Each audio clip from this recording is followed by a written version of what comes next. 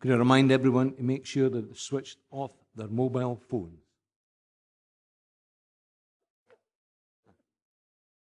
That was not directed towards anyone in particular.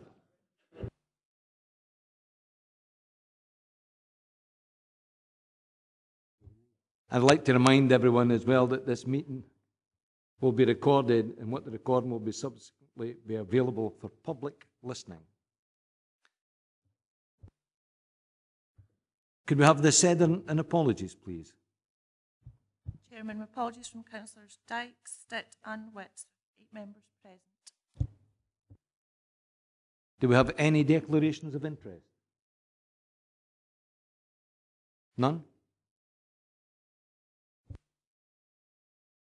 Thank you. We now come to item 3, the Data Protection Action Plan, the progress report, and the report by as the Director of Chief Executive Services.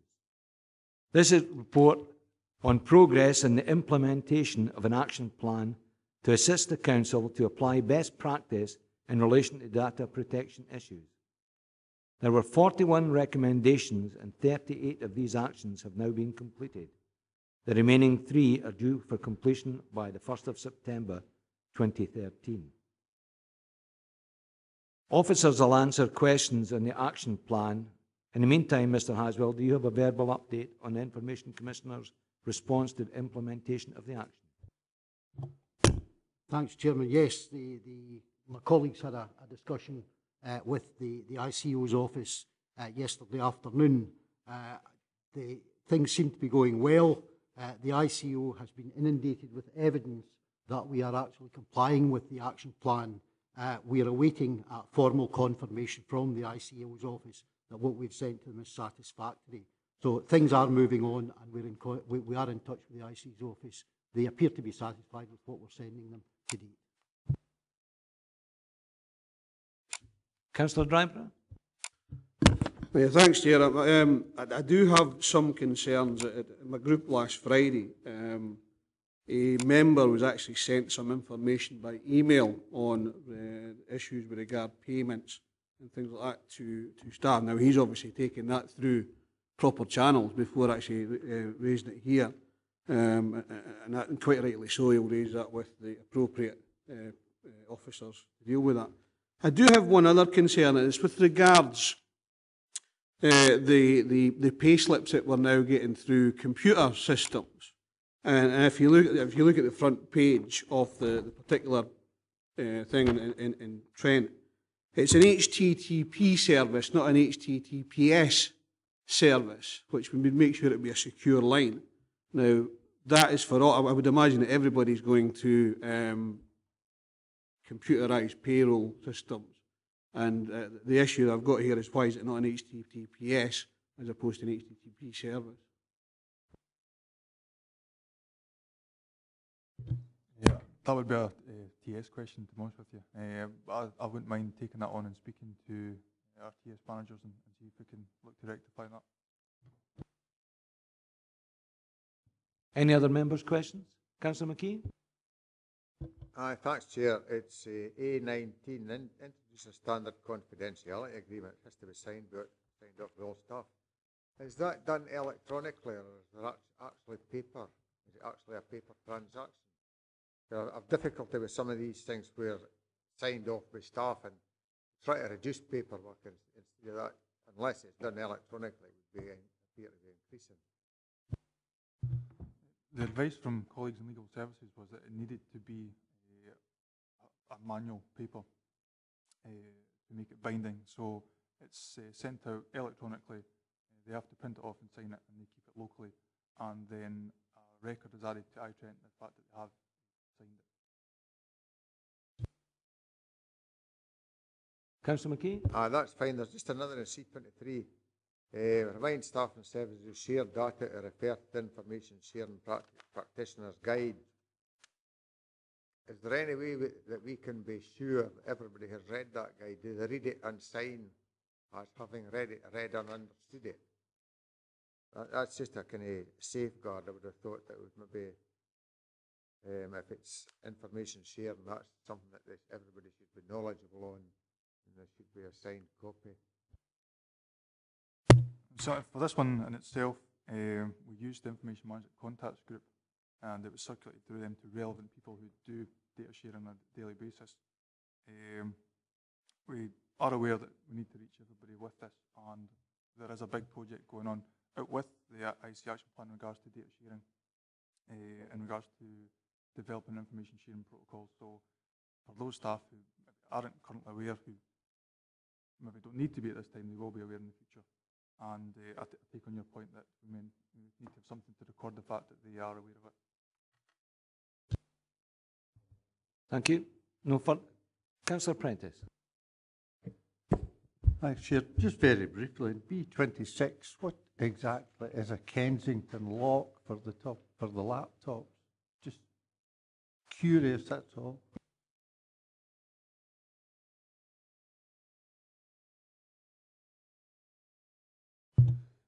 A Kensington lock, please do forgive me, it's one more for TS in terms of information security, but it's basically a lock that renders the laptop unable to be moved.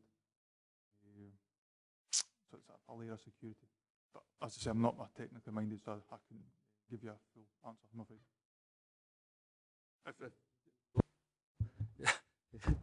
I'm not technically minded, but I do know what it is. One thing I do know, it's simply just you're right, a lock goes on the side of it, but it's a cable and it's connected to something like, say, a desk or a table, so they can't lift away. They've got to take the desk and table with it as well, you know. So it's just a secure cable and locked onto it. So you're right, just a lock at the side. Thank you, Mr. Reading. Councillor Wood. Thank you, Chair. It was with regard to Action 16, where it states that the material from the course will now be used to develop internal refresher training for the future. Will this not become material that's stated, and are we looking at how we're going to review such material, and will we be bringing in externals every so often, and what sort of time period will that be? Certainly in regards to the social engineering part, it's the type of thing that is unlikely to develop any further. It's reached its maximum in terms of what they can do under social engineering. In terms of fraud, which was also provided in this training, I think that's something we may have to look external in the future to come up to date with the advances. Certainly the social engineering part, which is the ICU action plan, we will use what we have, and that will be valid for many years to come. It's not as if it's a technology advances it, whereas fraud is more that aspect. So the social engineering part, we have the material that will be good enough for refresher training in the future. It was actually to bring up another point, and that was on B23, where they're looking at two security compliant companies have been chosen to provide lockable cabinets and services. Now they can choose to acquire these now. Surely it's not a matter of choose, surely it is a matter of they will. Sorry, I think what's meant by that is that they only have the options of those two companies. They must have confidential waste procedures in place, but they can only choose those two companies. They can't choose anything else. Yes. Thank you. Councillor It's not a Scobie. matter of opting in or opting out, sir. We've told them there are two companies and they must use one or the other. It's not, I don't think I'll bother. Councillor Scobie. Yeah, Chair, a note in the first part, the purpose of the report, and this is phase 2 of the Data Protection Action Plan Progress Report. And if I stray here, I'm sure I will be corrected. But I've looked through this, and while data protection is an important feature, I have raised it in the past in terms of the sharing of information with elected members. And the only part I can see with any reference to sharing of information is B4, ensure that a management framework is developed to cover all aspects of information security, not just IT. So I would hope it's not about the closing down of information and the sharing of information, because I do not see any reference here in terms of what is shared with the elected member, who incidentally is a data controller anyway. We are registered as data controllers. So the sharing of information should be there with us, and it is then for us to determine, or indeed, if we are in breach of the data protection and what we do with that information. But nowhere do I see in this action plan reference to that. And also, it was raised, and I see Judith sitting here, in terms of the redaction, where, you know, information that is redacted just does not make, it gets to such a stage where it does not make any sense in terms of what is taken out. And it's those two parts. I'm pleased to note that I've had, you know, in correspondence, I am now receiving names, etc. So we have moved on, hence my reason phase 2, but still, you know, I do not see the issue of reduction being addressed in terms of what is taken out to the point where it no longer makes sense. It's, dear sir, yours faithfully. Certainly, in regards to members, sharing information with members, it wasn't part of the ICO action plan, and that has been a priority over the past 6 months. It's something that has come to us a few times, and it's something we need to certainly address. I think from the point of view and putting it together in regards to redaction is because of what has been happening at the moment, people are becoming risk averse, if you like, to sharing information, and we need to address that so that we are getting the right balance. And to do that, it's about putting a process in place that allows members to approach the council requesting information and allows the council to verify that it can release that information to the member. Mr. Scobie? Yeah, Chair, you know, I'll come back to it. That's why I asked about phase 1, you know, phase 1, or at least I presume there's a phase 1 and this is a phase 2. But there's no reference to any of those 2 points in here. And I hear what is being said. It's, you know, that we have an audit trail of the minute, the report, etc. You know, and it's all very well to say, you know, and I offer no criticism in this, that yeah, we need to look at it, but we are currently operating as a council under those terms, and it's where is it in the report, and when will it be presented to us that we are addressing this issue or these issues? Chairman, as far as I'm aware, and no doubt Councillor Scobie may have an individual circumstance that he can prove that I'm wrong in one case, but I am absolutely certain that the instruction has been given that members have got the right to information, and that you do not give them an email with all the names redacted when they've actually got the name of the person in their hand before they send you the email. That has all been cleared up and that has been clarified. That was specific to one service. And I think Councillor Scobie knows that that was specific to one service.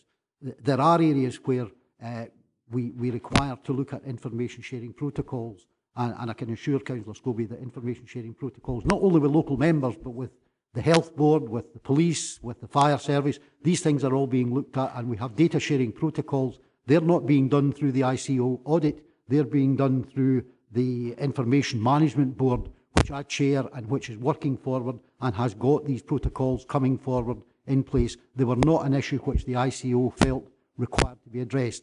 What the ICO was addressing was an audit of the council's actual procedures, internal procedures, which he identified 41 issues that required to be addressed. So I can give Councillor Scobie the assurance these matters are being dealt with, and if he is getting emails with redactions in them, if he lets me know, I'll sort it for him. Chair, could I just clarify, I did not say I was getting emails with redactions in them. I said there were 2 issues, and I did say that I am now receiving emails with the names of the complainant person represented on them. So one part has been cleared up. It was the other part, and grateful for the information and look forward to that report coming forward to address the issue on redaction. That's a separate issue. Thanks, Chair. Just a couple of things. At B23, I'm assuming this applies to elected members as well, because this is a council policy, not just employees' policy. Am I right? Members have got the facility of bringing confidential waste to the council offices. There is a facility here where members can bring their confidential waste. Most of the information members get is public information, sir, but I'm quite happy. I think there was an incident where a member said that they didn't know where the confidential waste disposal facility was. It's behind the reception desk. If you leave your confidential waste with the people at the reception desk, they make sure it goes through one of the two companies that Councillor Woods raised earlier on.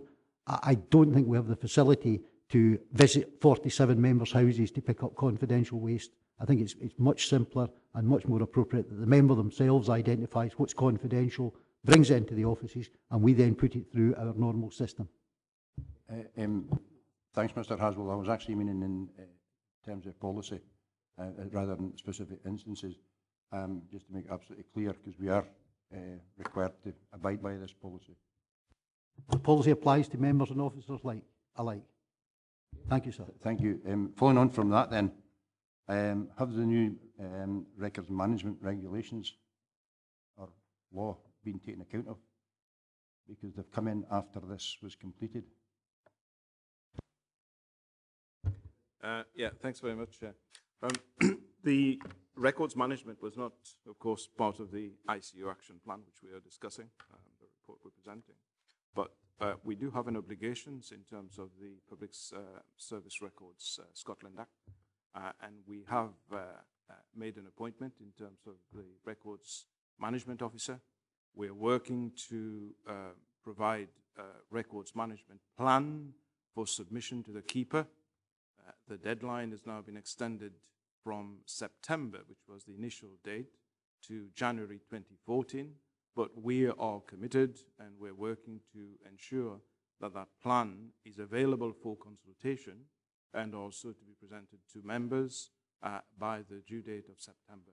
We want to make sure that we have an effective records management plan which takes into consideration data protection as well as freedom of information. And that is the ethos behind the integrated information management unit that we have set up in the Council. Hope that answers you. Yes, thank you.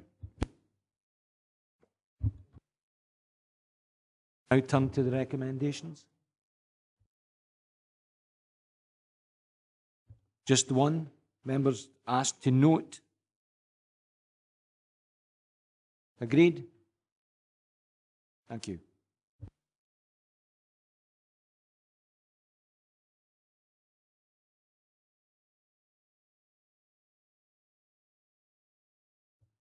We now come to item 4, which is the Smarter Schools Public-Private Partnership, an internal audit report, the progress and update report by the Director of Chief Executive Services. At our meeting on the 8th of November 2012, we received an audit report on the implementation of the school's PPP. That audit report identified a number of areas for improvement, and this report sets out the actions which have been taken. The project has been a great success in that we now have 10 new schools across Dumfries and Galloway and a facilities management service in place. This report covers the Council's response to the audit report and specifically deals with those areas which required further action. I'm sure that Rona Wells, who was the project manager, will answer any questions from members.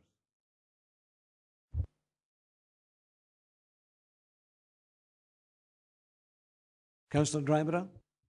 Thanks, Chair. Maybe not a question with regards to the report, but there was a report taken to the Education Committee with regards to this particular issue, and obviously it would be nice to hear the response from Education Committee on any of the actions that was taken forward. I don't know if, Alex, you've got that information to hand. Thanks, Chair. Yes, the report went to Education Committee last week, I believe, and members were pleased to receive that report, particularly new members who didn't know anything about the PPP project. So it had been drafted in such a way that it gave new members an introduction to it. Members of Education Committee asked that the commercial information that was included in the report be removed in order that the report could be circulated to every member, in order that everyone knows exactly where we are with it. So it went down very well with Education Committee. Councillor Wood? Thank you, Chair. In 3.2 2.2, it's at the very end it says everything's in a steady state. And yet, when I read 3.2.3, we then go on and it'll be suggested to the Education Committee that in future small changes are recorded only by means of a side letter to the project agreement until such times that it is considered necessary to do a full amendment agreement, as this is a costly exercise. What are the legal implications to that?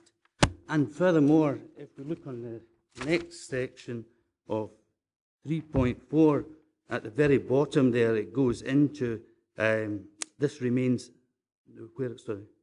it's where the council, with their estimate of the cost to resolve the TUPE single status position within the contract, but this remains significantly higher than what the council estimated is due to E4D and G. Thanks, Chair. What is meant by steady state is that since we agreed the contract, there have been a lot of major changes over the past couple of years, such as the 3G pitch, TUPE, etc. What I'm saying is in about a year's time, we hopefully will have resolved all of those. It will be business as usual for the project, but there will always be things come up from an educational point of view, and there will always be changes required. I'm suggesting in this that we don't go for a full-blown amendment agreement, because if we do that, we have to engage with the lawyers and the lawyers of the 13 people who are party to the contract, including the banks, and it's all of their lawyers, which become a very costly exercise. That's why I'm suggesting that it's a side letter until such times as it's big enough to require an amendment agreement to be made. On TUPE in particular, E4D and G were required, obviously, to transfer staff under TUPE, and we, the council, are required to pay them back for their costs under TUPE. However, at the moment, as I say in the document, we're a bit far apart because E4D and G are trying to make a profit on this, or more of a profit than we would like them to do. And so therefore we have said, no, we don't accept your costs, and we will be going back to them with, again, our costs as advised by our financial advisors. And hopefully we'll get a bit closer and a commercial agreement will be reached in the finish to close this out. So just to clarify that, we are acting within the legal requirements of that contract, and furthermore is the costs that are suggested within here, where we talk about significant legal and financial fees, do we in actual fact have some sort of estimate of what costs we can be expected within this? Can I just confirm, Chairman, that we are acting within the law? We would not do otherwise. The contract, the PPP contract, was basically in two parts. The first related to the building works. Now, everybody understands a building contract. It's dead straightforward. You drop a specification, you get the building provided. We're now on a facilities maintenance contract, which is part of the PPP contract. However, things change virtually on a daily basis in terms of operating these 10 buildings. They require to be recorded. Alterations in the buildings, for example, Ronan's mentioned the biggies, which were the 3G pitches. Members took a conscious decision to add these 3G pitches in there. Who's going to maintain them? Are they part of the PP contract? Are they not? The staff transfer hit a slight snag in that TUPE happened at the same time as single status. And single status had a knock-on effect on the transferring staff because they had certain rights under single status. And we would not just disregard that. We've had to carry that forward. What we have at the moment is the contract. It was amended when the building work completed. There are further amendments to be taken forward, and we need to negotiate this major amendment number 2 to the agreement. We then will be in a situation where we will be on business as usual. That business as usual will involve changes to the way the facilities are managed, because the education system moves on, and the head teacher might, or the rector might say, I don't want a dark room over there, I want it over here, and I want something else over there. The same way as you do in your own business. So things move on. What we're suggesting is that we don't, every time we make a change, we don't negotiate an amendment and have it written in tablets of stone. We produce back letters. It's a normal legal transaction. Back letters are produced, and eventually when there's a major effect on the contract, those back letters are implemented and the formal contract work is done. You've asked me a question about costs, sir.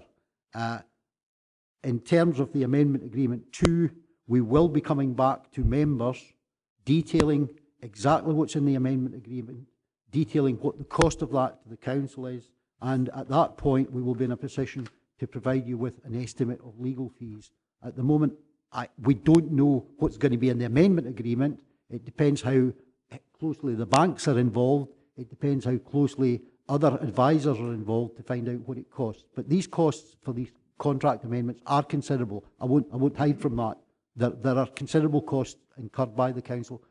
In terms of the PPP audit, clearly we will be bringing a report, and it's in the audit report here, we will be bringing a report back to members saying, there are the amendments we would like you to agree, there's the costs, and by the way, there's a legal implication and a legal cost attached to it. So members will see that report before we actually conclude anything. At the moment, what is happening is there's a fairly hard commercial negotiation going on with the contractors. We've said 12 months. Within 12 months. So I would anticipate that by February, March next year, we would be in a position to provide you with all of the information to sign the thing off. Perhaps before that, but that depends on how the negotiations go. Thank you. Councillor Scobie. Yeah, Chair, I'm not sure if I'm grateful for the explanation, not having a legal degree attached with back letters and so forth and so on, but I'm sure there is sense in what we have been told. It's to the point being made, and the point being made by Rona in terms of what could be legal costs, expensive legal costs in changing and going for amendment. And if I could be specific to a couple of points. One is on 3.2.1, where the 3G and it's subject to even a further partnership arrangement, not under the PPP, but facility management in terms of who manages the 3G pitch at Stranraer Academy that is referenced here. I have no doubt that there may be others throughout, and that's the subject of a monthly report currently to the area committee in terms of how it is operating. But there is an issue in terms of that's the 3G pitch that is separate from the facilities of the school, the changing rooms, so forth and so on, which are have to be used in terms of the facilities in the hiring of the 3G pitch. So perhaps we could have some explanation to that in terms of management, costs, etc., in terms of the 3G pitch. And then there's a further one, and Rona is aware of it and should not come as any surprise, but there were changes, or there are changes rather, to Stranraer Academy that you refer to in terms of a dark room, whatever that is, where it was the pool changing facilities, swimming pool changing facilities, where at one time it was being suggested that the school pay for this out of their per capita. And I hope that that is resolved, and hence my reason of the question, that who picks up that cost, and I hope it is not the school on the per capita, because this is a structural, a building issue that we've discovered that the changing facilities are not to the satisfaction or requirement of some of our female students. So it's both those points in terms of the 3G pitch facility management where the school has to be used, and the changes that it is not being picked up by the school, but who does pick up that cost. Thanks, Chair. Can I take the changing facilities first, please? When the contract was let to E4D&G, there was no requirement on E4D&G to make any changes to the changing facilities at Stranraer Academy pool, and they were considered to be fit for purpose. It's only recently that there have been some moves by the Parent Council to have these facilities changed and for cubicles to be erected. school were not keen to do this because it restricted the number of pupils that could be in the changing facilities at any one time. But however, they have conceded.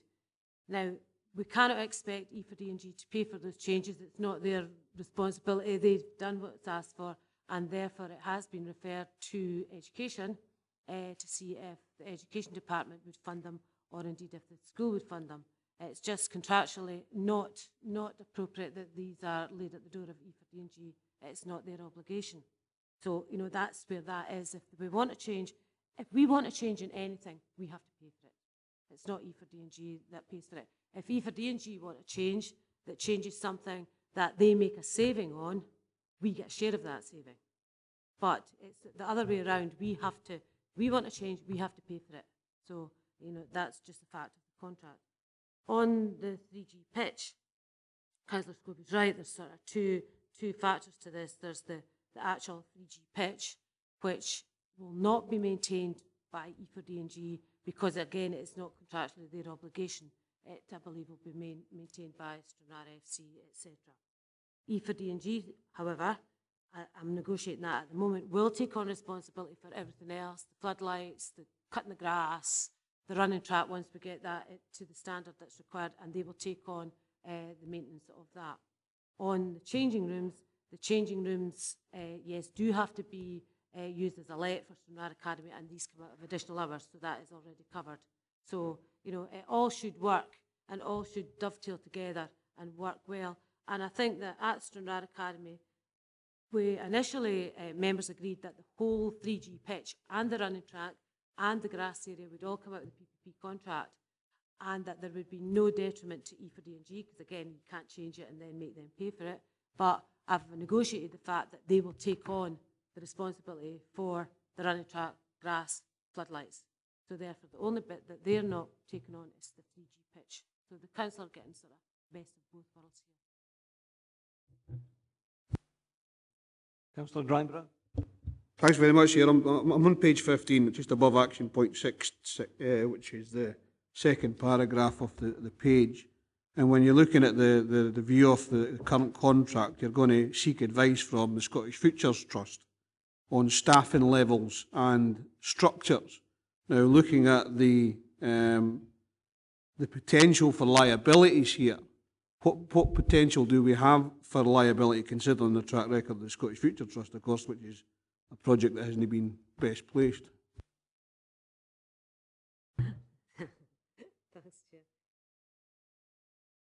Treasury Task Force guidance says that council should pay 20% of their unitary charge, so that for us is £14 million, as staff costs to monitor the PPP project. Obviously, we do not have that 20% cost. So we will have a very, very small team.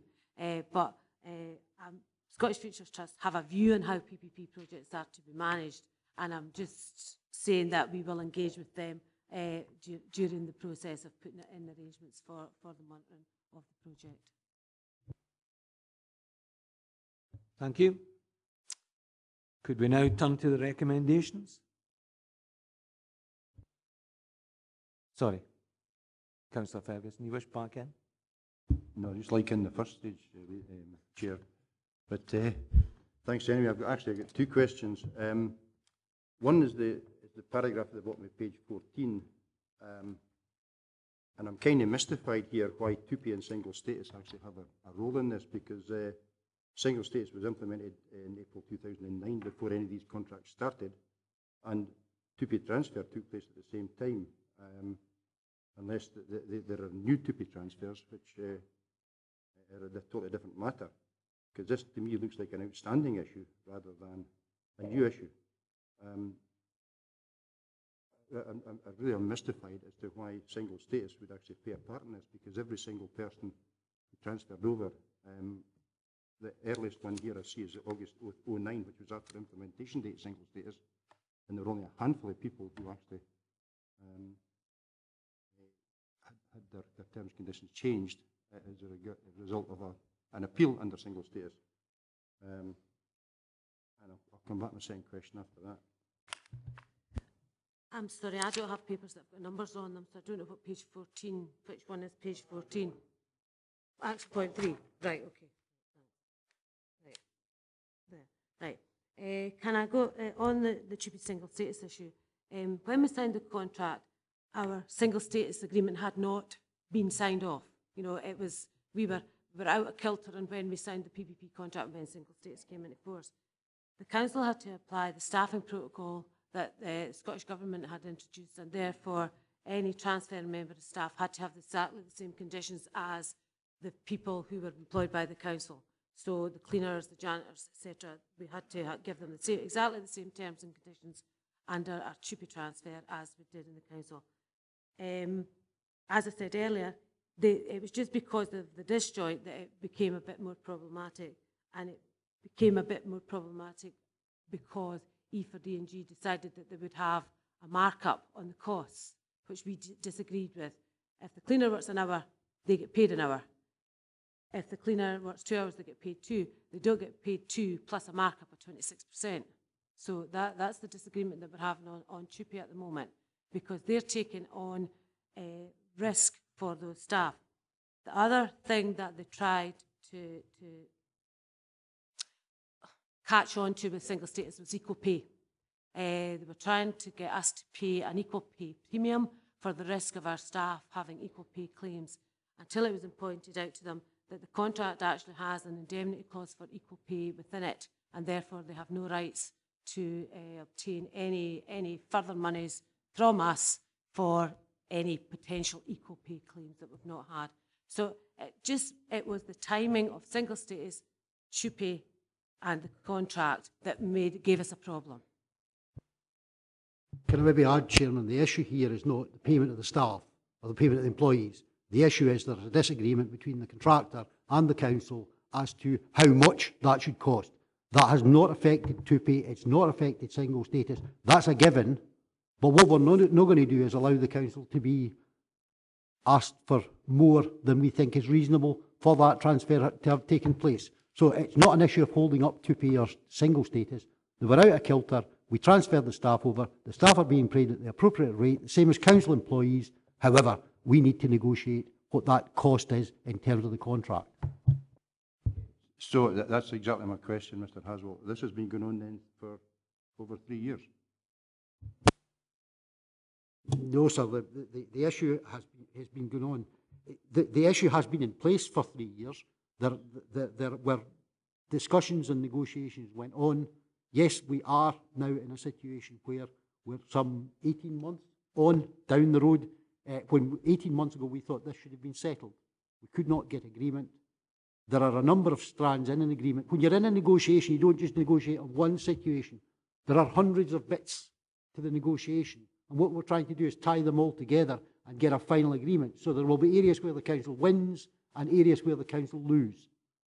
But basically what we're intending to do is come back to members with a package which we say that looks, from our financial advisor's point of view, from a legal advisor's point of view, to represent best value for the council. Are you prepared to sign up to it? And it then becomes a member decision. Okay. I'm not going to argue with your legal brain, Mr. Haswell, but it's no, my understanding of TUPE. But the second question I wanted to ask, in actual fact, and I'm hoping there's just some detail missed out here, but according to the chart at 3.3, there's only one secondary school in Dumfries and Galloway has got an additional support for learning added facility, and 2 primary schools out of 10 brand new schools. I thought it was supposed to be mainstream into our education system. And if that's the case, is that I'm hoping it's a mistake and they're just not in there. Thanks, Chair. Lockerbie Academy and Primary have an ESFL. Moffat doesn't. We have a string of pearls of ESFL units throughout the region. Sederunt Academy is one, Castle Douglas Primary is another, Langlands and Dumfries, plus Georgetown. You know, so that not every school has an ESFL centre, but the majority of our secondary schools certainly do have. Moffat doesn't, but Lockerbie does. You know, we try to put them in areas that are accessible by everyone. We can't afford to have ESFL units in all of our secondaries. They're very expensive pieces. I think my response immediately would be we can't afford not to, under the legislation to have expert facilities for people who actually have additional support needs. I think, sir, what we're providing the member here is a factually accurate situation as far as the PPP contract is concerned. We're not in a position to answer any educational arguments or changes of policy. It's not this committee's remit. I'm certainly happy to take this offline with Councillor Ferguson and provide him with the information he's seeking. Thanks very much, Mr. Haswell. Because so basically what you're saying is the chart there at 3.4 or 3.3, sorry, is accurate. The chart at 3.3 provides the facilities for profound and complex difficulties. It doesn't provide the facilities for severe to moderate. So, you know, they are incorporated in every school as a matter of course. This is profound and complex. It's hydrotherapy pools and such, which we do not have in every school and we would not propose ever to have. We have severe to moderate facilities in any school. These can be set up at any time, and we do that as required. All of our schools comply with the Single Equalities Act for DDA, so they are fully accessible. But these schools, it's the assisted support for learning unit for profound and complex that's included within these schools. Can we now go to the recommendations? Members are asked to note the progress made, lessons learned and the issues arising from the audit and contract management arrangements for the Smarter School Public-Private Partnership Project. Agreed? Thank you.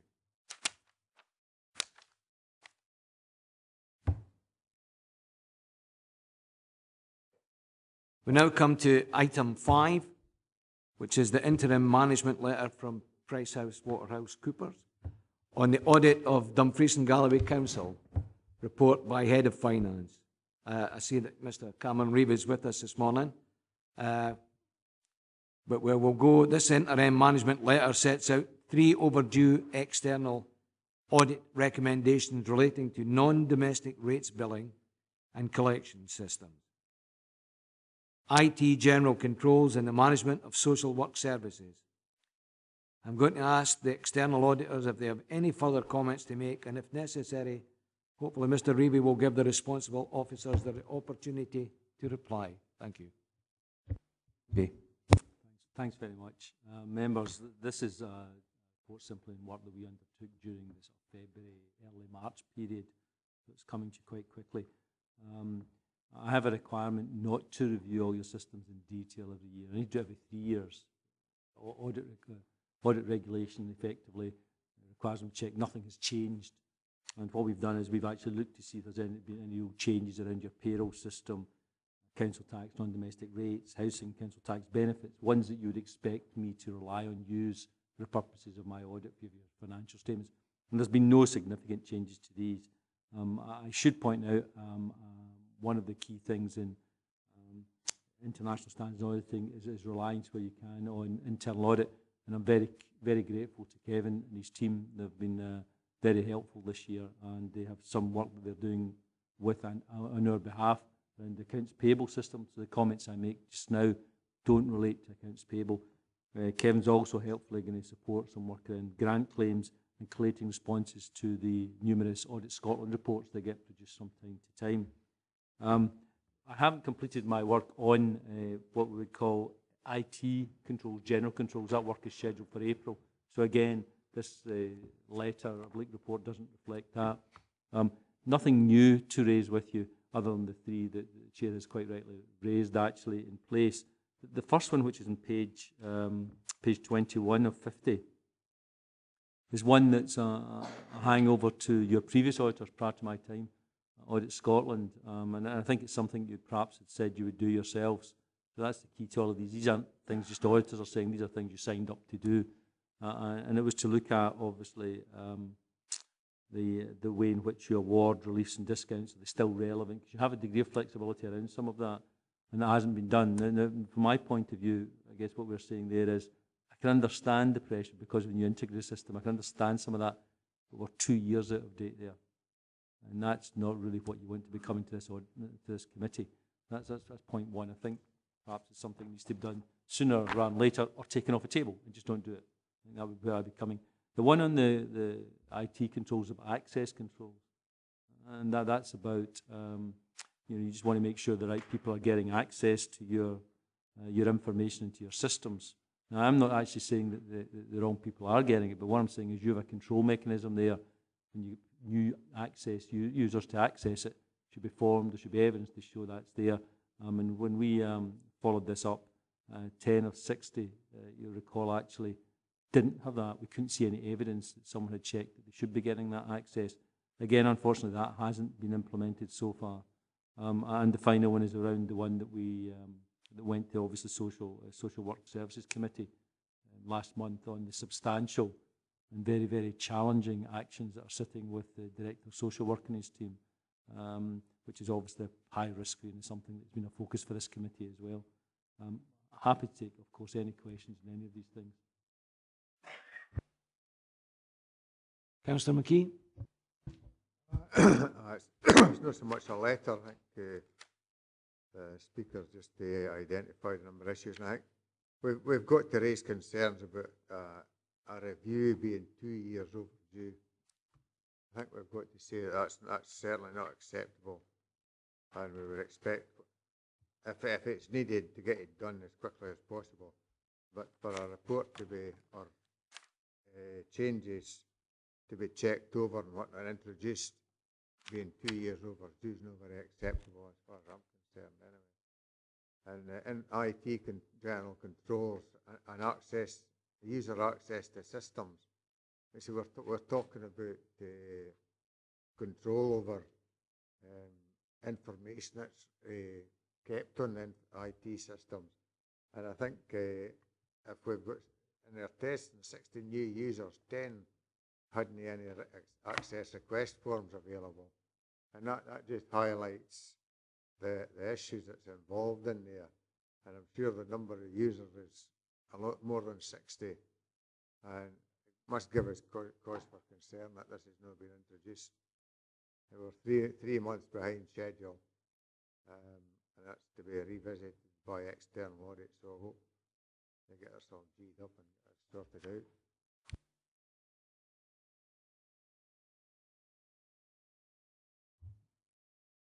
I'll have Councillor Ferguson and then Councillor Bribra.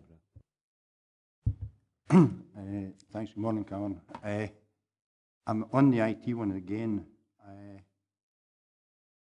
I'm kind of mystified here why anyone has access to any system before they've signed this.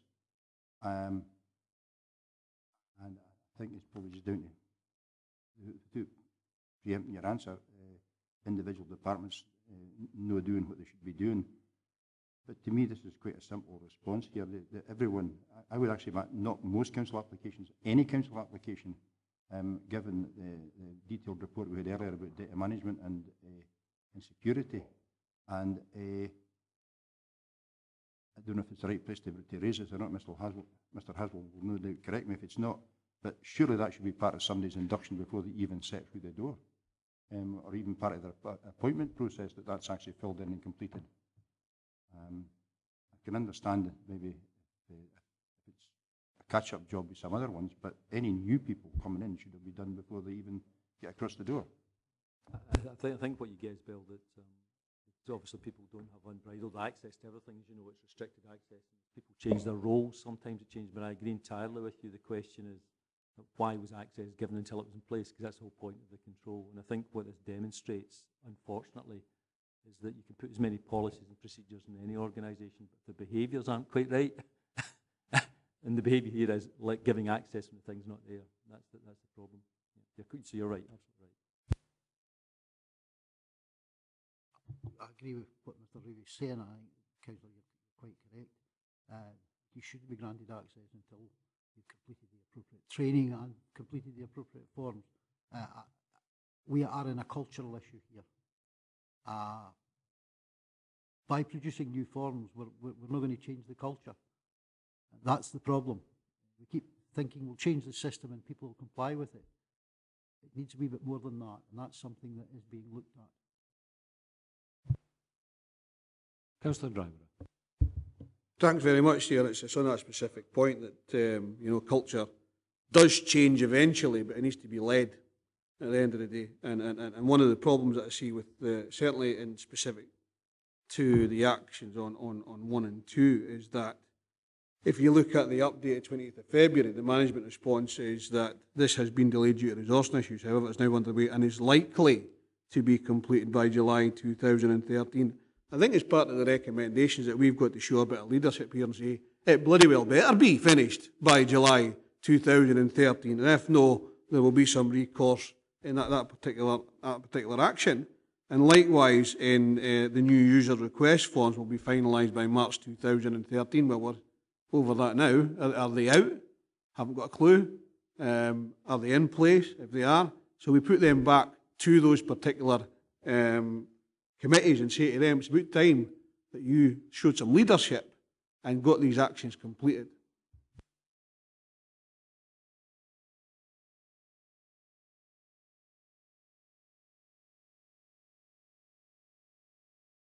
Then Councillor Scobie.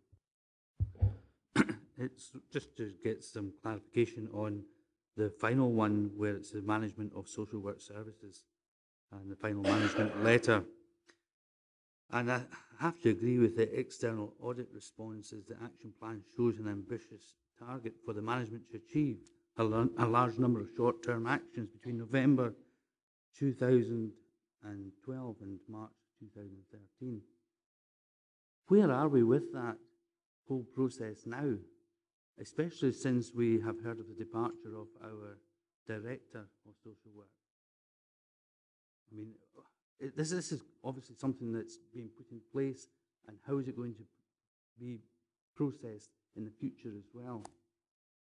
The monitoring of the action plan is for the Social Work Services Committee, sir. There are reports in the course of preparation for submission to that committee and indeed the Policy and Resources Committee about the implementation of the action plan.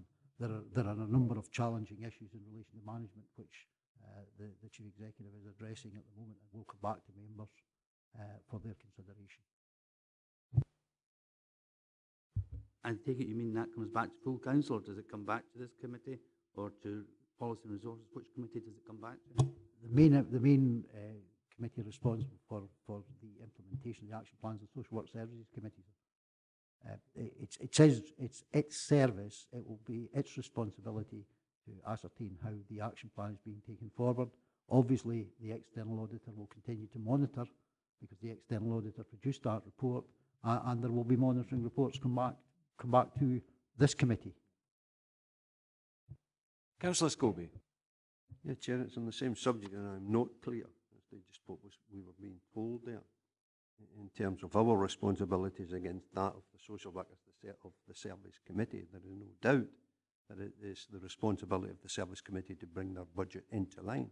But the external auditor has made a report to this committee, and surely it's for this committee to be satisfied that the appropriate action or actions are being taken to satisfy the audit committee. Because what I'm looking at here is, and it's been brought to our attention that by the external auditor, that in his report, in the preface to the external auditor's report, it says that PwC reviews the council system of internal financial control and indicate that the sound control framework is in place, although there are a number of areas where controls need to be improved.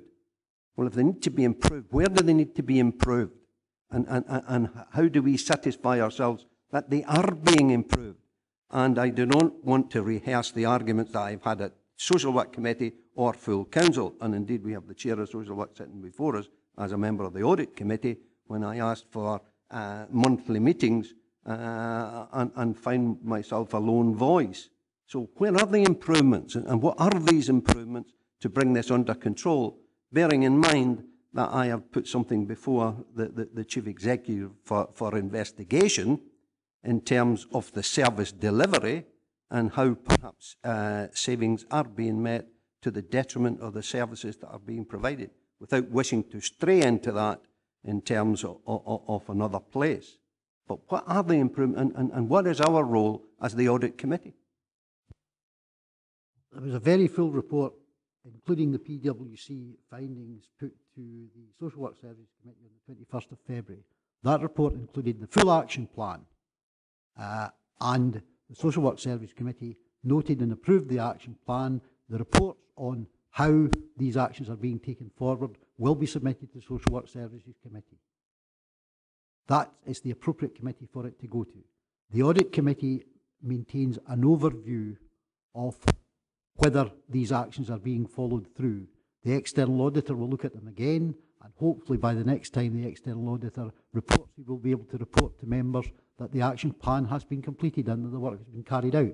But responsibility for monitoring that action plan lies clearly with Social Work Services Committee, not with this committee. And my question is, Chair, is Mr Haswell and indeed the external auditor satisfied that improvements are being made, and perhaps if they can tell us what these, what has met their satisfaction, that they regard improvements as being made? Neither Mr. Reeve, I don't want to put words in Mr. Reeve's mouth, but I'm quite sure that neither Mr. Reeve nor I have got the absolute detail at our fingertips today. There's nothing, the report is being prepared by the appropriate officers within Social Work Services and will go to the Social Work Services Committee. At the time the report is produced, I will certainly, as monitoring officer, be looking at the report to ascertain that things are moving forward, and I'm sure that the external auditor and indeed the internal auditor will be keeping a close watch on how things are being taken forward. I can't answer detailed questions on that or give you information on that today, sir. I'm not in charge of the service. That is being taken through at a service level. One thing I can reassure you of is in his role as monitoring officer, Mr Hazel has involved us in following these things up and making sure that he is, in the nicest way, to those that are carrying out the actions, he's not taking it at face value. That has not been my experience so far of any of this. So he's putting in additional controls around these things to make sure that what's being told is what's happening. Now, we don't have the answer to that yet. You can see a lot of these actions were to be finished by March, April time. So the actual follow-up or any of that hasn't actually happened yet. That's a problem. So it's difficult to give you an answer and say the improvements have happened. I think you were cited as a number of other members where there's a very, very detailed action plan. I think all I'm expressing here, it is very, very detailed and it's very tight in timescales. And history tells you that makes it more difficult to implement. But I don't know the answer yet. Thanks. Mr. Revy's kindly answered half of what I was going to actually say. Without demeaning you, Cameron, you're a historian, you're dealing with historical data here in this report, because this update was on the 28th of February, just days from the Social Committee. And quite rightly, and I can assure members that there is a report coming for the next Social Committee with an update on the plan. That's my understanding of the situation as it is at the moment. And that's where there'll be a free and frank debate and discussion on that. This isn't the forum for that discussion. And we're certainly not going to relive the last Social Work Committee meeting here. Thank you, members. Recommendations? Chair, can I just have clarification on point 2, given that Mr. Revy was involved in the action plan or the 21st of February in detail, and yet 2 says that this committee be kept informed of progress in each of the above issues, ensure that the recommended actions are undertaken prior to the identified deadline. So that was the 21st of February. We're now sitting in, well, yeah, almost mid-April. You know, it's, yeah.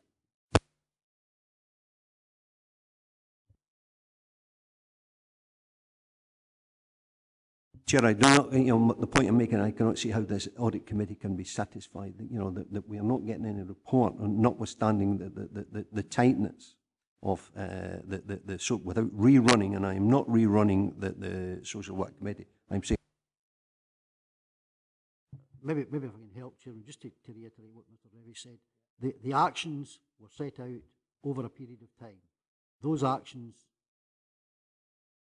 we are advised, are being undertaken.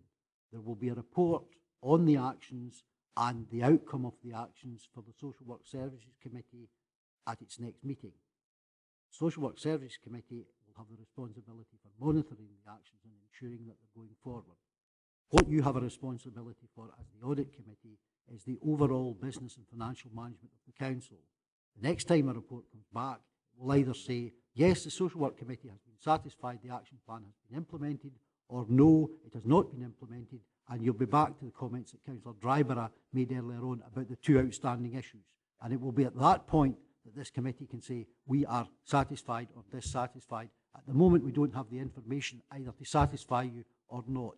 That is dependent on the outcome of the action, what action has been taken in terms of the action plan. Okay. Chairman, surely the recommendation should encapsulate just what has been said, rather than the way that it is, ensure that the recommended actions are undertaken. That we specifically minute that under the recommendation that we'd be looking for that from social work. Chairman, members' hands, but clearly the report deals with more than just a social work report. This is a generic report covering, can I remind members, it covers an interim letter from the external auditor. The interim letter goes into considerable detail, the interim management letter goes into considerable detail as to where we currently are, not just in social work, but across the piece in terms of our audit requirements as a council.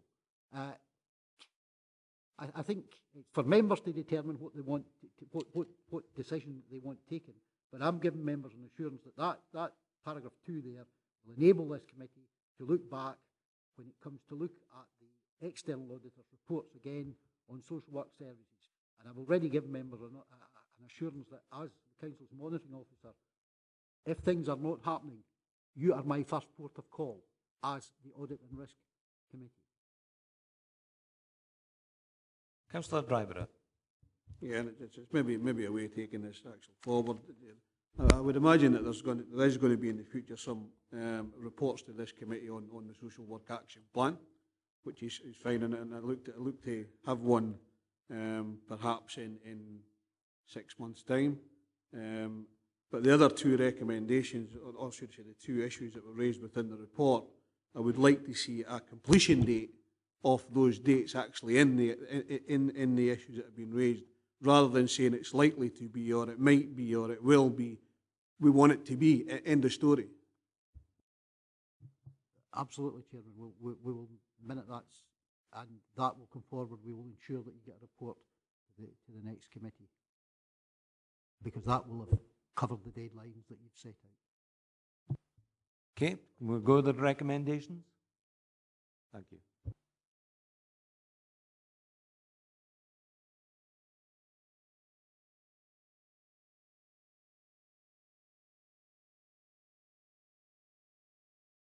Now move on to item 6, internal audit reports issued. And it's a report by the Director of Chief Executive Service.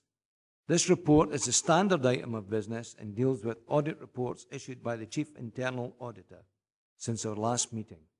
We have 5 reports before us on accounting, sundry debtors, treasury management, 2011-12 follow-ups, and the operation of Sanker Academy School Fund.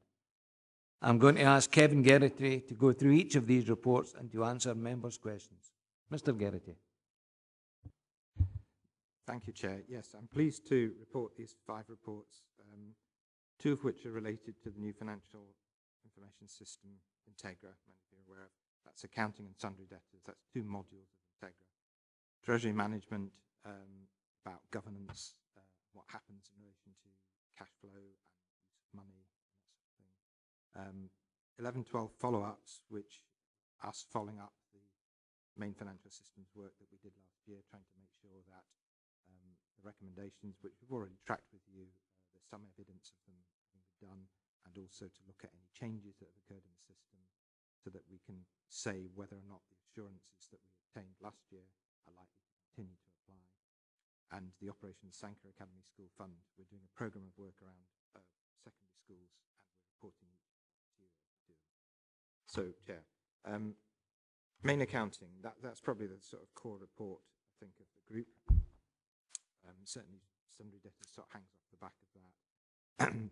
Basically, what we're saying in the accounting report is that the basic accounting system has been established successfully, that there were things like balances from the previous financial year and the transactions for April, as we explained in the report.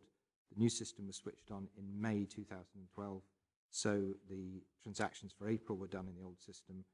They were all brought forward, all those transactions, the balances and so on we've reported were correctly brought forward. What's currently going on at the moment is there's a concentration on the close down procedure for 12-13. This will be the first time they've run the close down procedure in the new system. It should work better in some respects because the new accounting system brought with it monthly close down, shall we say, which allows the system to be kept in balance and make sure everything's okay. So there's some prospect that the close down operation will be smoother than in previous years, but equally there's a bit more complexity in the new financial system and it's all a bit strange. So that's what the current effort is involved in. In terms of our findings, other findings, we found that to some extent it's the same problem that Cameron was talking about, or it sits behind the problem that Cameron was talking about access. In this council, we tend to concentrate on things that are expedient. So when we bring a new financial system in, we have to have people on it who can use the system and make use of all the facilities and so on and do our financial transactions. What we tend not to do, unfortunately, I think, and we noticed this particularly around iTrend as well, is we don't have a business model. We don't design a business model at the beginning of the process which defines what responsibilities people are to have, what separation of duties we're looking for, these sorts of things. What we tend to do is bring people onto new systems more or less in line with what they did previously. So in terms of giving people access to the system so they could operate it and use it successfully, there's a bit of lack of certainty in terms of authorization forms and these kinds of things.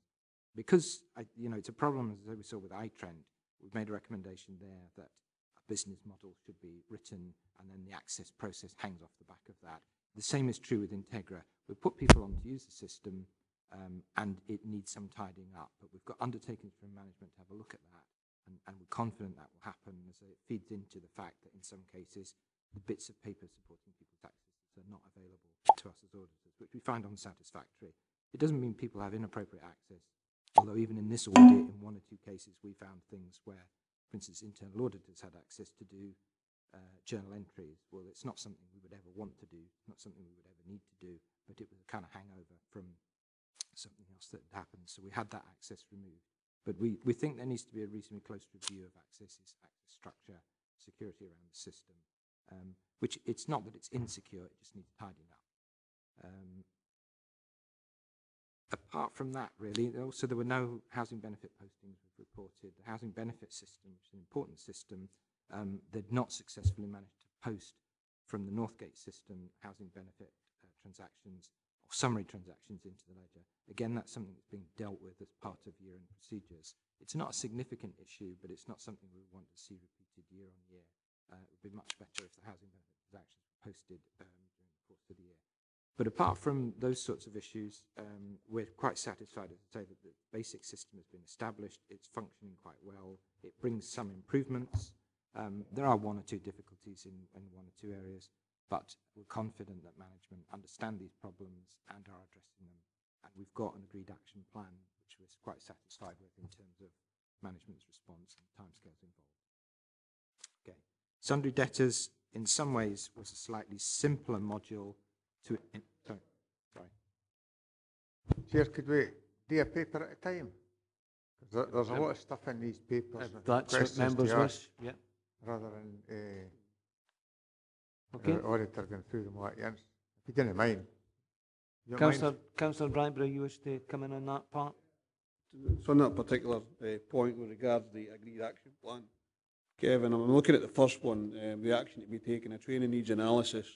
Refresher training review will be carried out, and I think that's on the back of 5.1.7, looking at the training was actually classed as fair or poor, as opposed to good, very good or excellent in some of the training that even I carry out. There's probably nothing more boring than an accounting training if you're not into that sort of thing, by the way. So, but there's the training needs analysis, refresher training review will be carried out. But what happens then? Because obviously, and it comes back to something we mentioned earlier on, was the culture. If we have a culture of giving people e-learning, for instance, and it bores them, then you're going to find that people will not use that learning. That's a thing that I've learned from over the past. So how are we going to get people more involved in using this system? Yes, a training review can take place, but what's the action after that that will ensure that those users actually will use that particular system?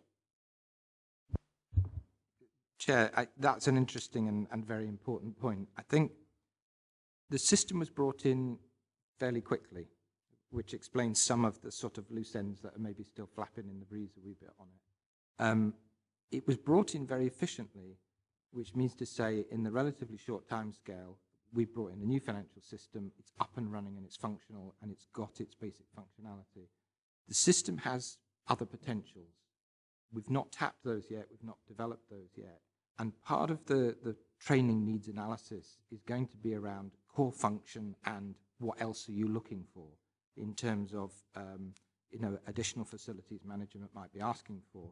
This is where business efficiency improvements will start to emerge. So the TNA, the training needs analysis, should be tackling both of those. And it does allow fairly customized training to be given. So if you have a group of people that are dissatisfied, they feel they don't understand something, they don't understand the option within the system, they don't really understand what it is or why they're doing it in a particular way, the TNA should take care of that and allow reasonably customized training. As well as that, we'll be pushing management and others, or managers and others, in terms of saying, what else do you want from this system? Now, it is a bit like saying to somebody, you give them a car and say, what do you want from this? And they've never seen a car before. They don't really know what the heck it's capable of doing. You can use it for all sorts of things. You can use it for plowing up fields or going racing. It all depends on the circumstances and your need. And we can standardize to a certain extent, but different services have different requirements and different demands. We have some services are looking for costing, what's called costing, which, not to bore you too much about it, it allows you to identify by extending the code. We have a ledger code, and you can put a tag on the back of that, and you can start to get down to individual projects and these sorts of things. We used to do costing for roads years ago in 2 financial systems ago. We had a costing ledger that was monstrous, very, very complicated. Nobody understood it. We abandoned it. Now, some departments would find costing extremely useful. It's not something that at the moment we're in a position to offer them. But if that's a development that services want, the training needs analysis will identify that and start to bring that in. So I think that the training is very important. I think management, our impression was, it was a difficult call for us in this report to put this in. We got the impression that generally people were not quite satisfied with the training. But then, we have to take that with a pinch of salt, because unless they had somebody holding their hand throughout the whole of the process, it's that they're until they gain confidence in using the system, they were bound to be a bit reluctant to admit that the training was okay. But the fact is, basic functionality training was given to people quite successfully and quite efficiently through e-learning. It's not something that is widely popular or doesn't appear to be. But again, we're at early stages. Staff are not used to e-learning as a training sort of system and as a method. They prefer face-to-face training. The face-to-face training that did take place was very well received. There was general training given about financial issues, basic accounting, and that went down very well. It is the e-learning training where we start to get people going, I didn't really get any benefit out of this. So it was a difficult call. We felt it necessary to mention it, to support management, or really to push management into not walking away from this, not giving up on it. So they've agreed that they'll do this training needs analysis, they'll consider the position, but bear in mind that we did get an awful lot of people trained in a relatively short period of time, at least to the point when they could use the system moderately well and use it on a day-to-day basis.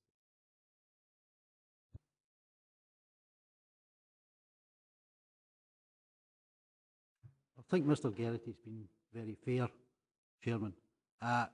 Integra was an all-singing, all-dancing new system which this council wanted implemented. It was implemented very swiftly and very efficiently. It required to speak with, and I'm a Luddite, so I'll use the terminology, speak with a number of other systems, Framework I, PCOS, Task, to mention but 3. I made a point of talking to the people who were actually implementing it. The people who were doing the implementation programme were well sold on it. They wanted it to work. When you come to the user groups, however, the comment you get back is, well, I used Task, and Task's a good thing, and why have we got to use Integra? And I don't agree with Integra. That's part of the learning problem. You can take people and try to teach them. If they don't want to learn, they're not going to learn. That is changing because we are now seeing across the council the benefits of Integra. But there was that resistance initially, and I'm sure that Mr. Geraghty would confirm that. That may have coloured from what the responses he got to the training provision. But there's a hard core of people who are absolutely sold on making Integra work. They learned from the lessons of iTrent and Framework I, and they are taking it forward. So they're a good team of people, and they are winning hearts and minds, and folks are starting to use it. We will do the training needs analysis. We will provide whatever training people think that they require to make sure that the system is efficiently and effectively used. And we need to develop it to make it even more suitable and more fit for purpose for this council. It's the way forward for this council. Councillor Ferguson. Thanks, Chair. Yet again, I think Mr. Haswell's kind of answered half of what I was going to ask there. This is another cultural issue, isn't it? The only question I would like to ask Kevin would be, is he satisfied that the risk of that were made by mistakes with people either no being trained well or because they weren't open to the new way of working are sufficiently low level that there's no major risk within the system. I would hate to think this culture thing was at the top. And what I'm trying to get, I suppose, get over here is that how do we take all the staff with us? Because there's no point having the head of finance totally sold in the system if the person at the most basic level entering the data doesn't buy into it. So, you know, are you happy with the risk it's involved in there, Kevin, at this moment in time? Chair, if I was put with my back to the wall and asked to say what's the key risk in this system, you know, we've got to think about what it's for. It's basically to allow all the council's transactions to be recorded in one place, and that fulfills 2 functions. The first function is to allow the accounts to be prepared, what we present to our PwC colleagues who audit them. Okay, the second thing is financial management information. The actual transactions themselves come from lots of feeder systems like iTrend, like the creditors module, like sundry debtors, we'll talk about in a couple of minutes. Fundamentally, though, the core purpose, as I see it, the accountants don't necessarily see it this way, but as I see it, the core purpose is to give you financial management information.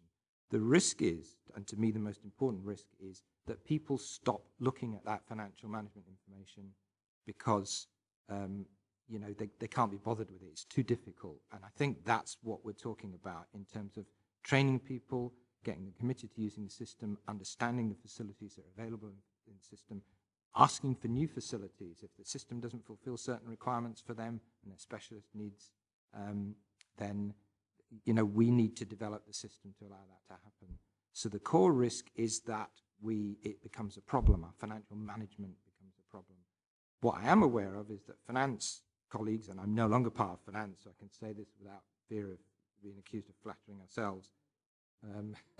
Well, finance colleagues are very lively on this. I'm a budget holder, and you should see what I get from them. You know, it's damn good. They send me a report every month with forecasts on it, how much has been spent. You can drill down into it. You can look behind it. You can challenge individual transactions.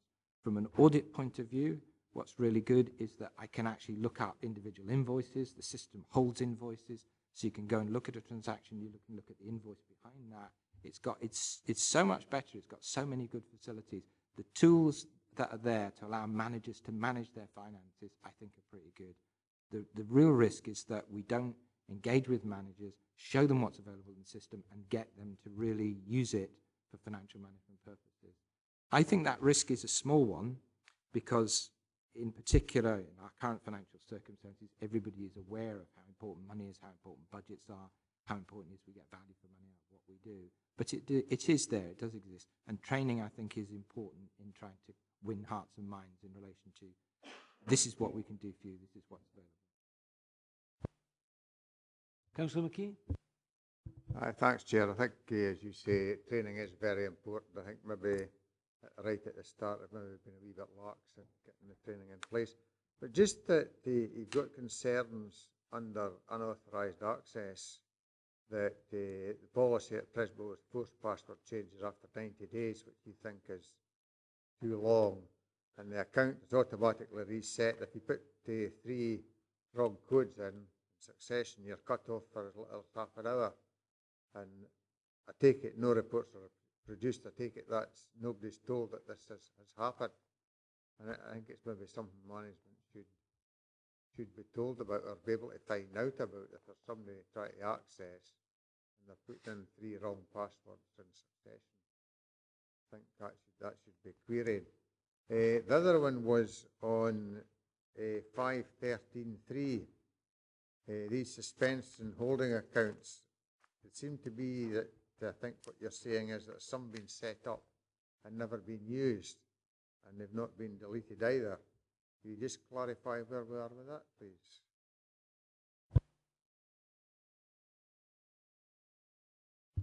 Thanks, Chair. Sorry, I'll find the paragraph. Thank you. On the first points raised by Councillor McKee, the first 2 are linked and related. That's the 90-day issue and the 3 wrong codes. We're reporting this because it's it's something as auditors we need to do. We have reported this previously. We've made no progress whatsoever in terms of an audit standard. An audit requirement really is to say if somebody's making multiple log-on attempts, it can happen. I've done it myself. I've put 3 wrong IDs in or passwords in myself. I know what my password is, but I mistype it 3 times and I get locked out of the system. It would be boring if I was then phoned up and somebody was challenging me as an individual. But it is a standard in IT that if somebody keeps putting in wrong password, the system doesn't automatically reset. There's some intervention in that. Corporately, there is no resource and no facility to allow that to happen. And that's the case across all of our core financial systems. We haven't got that as a standard, and that's disappointing. And all I'm doing is reporting that to you.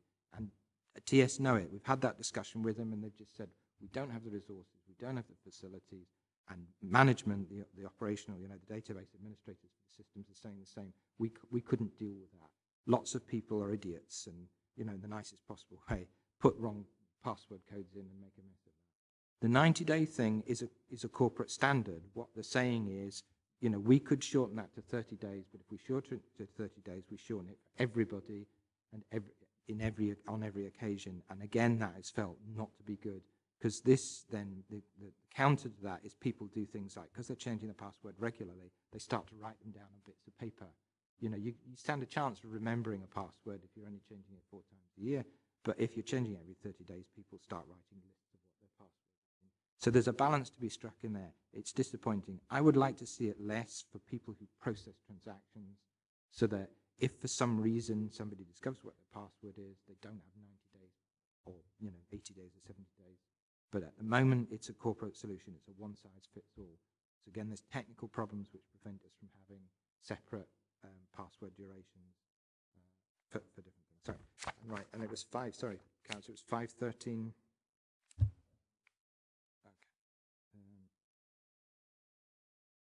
Okay. Yes, we've got an action point in this. It's not. It's a. We've got it as a category 2. A category 3 action point would be a good practice thing. So this is something we're asking for it to be done by October 13. We think that the reconciliation arrangement is important, and it just needs a bit of attention. We're in effect saying to management, we have a look at that, please, and review your arrangements and confirm that. There have been some staffing changes or some structural changes within the different teams following the implementation of Integra, and so this is linked to this. And certainly, in some cases, if you like, the actual operational side of things hasn't bedded down. It's still in an interim position on a couple of things, and I think this is one of those categories.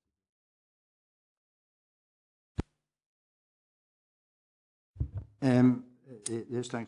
Kevin, I'm actually talking about 5.18, and we're talking here about software patches, which is kind of one type of language for critical updates. I'm assuming the package we have with Integra includes updates, critical updates to ensure the integrity of the software and when they find and identify glitches in their system and correct them. I'm actually really worried that we've got all these updates which have not been implemented, despite Integra, who are actually the builders of the software, saying they're needed. So how can we be absolutely sure that Integra is giving us proper details if all these critical updates have not been implemented? Surely that should be a priority, talked through between Integra and whoever our controller is of the software system, in conjunction with the head of finance. Because we can't just assume that everything's okay because Integra was all right last month. If they've now found out something in the system is wrong, how is that going to implement? How is that going to pan out in terms of our accounts if we haven't put forward the improvement or the correction that they say is needed? So, I mean, to me, that's a massive, massive worry in terms of the integrity of our finance system. Thanks, Chair. Yes, it's an interesting one. I think, I mean, I'll speak for management first. I think management are a bit surprised that there are 29 software patches been released by the company in a year. You know, their perspective is, well, we have implemented the one very important change that needed to be done that would have had a direct bearing on the way that Integra works. We did it.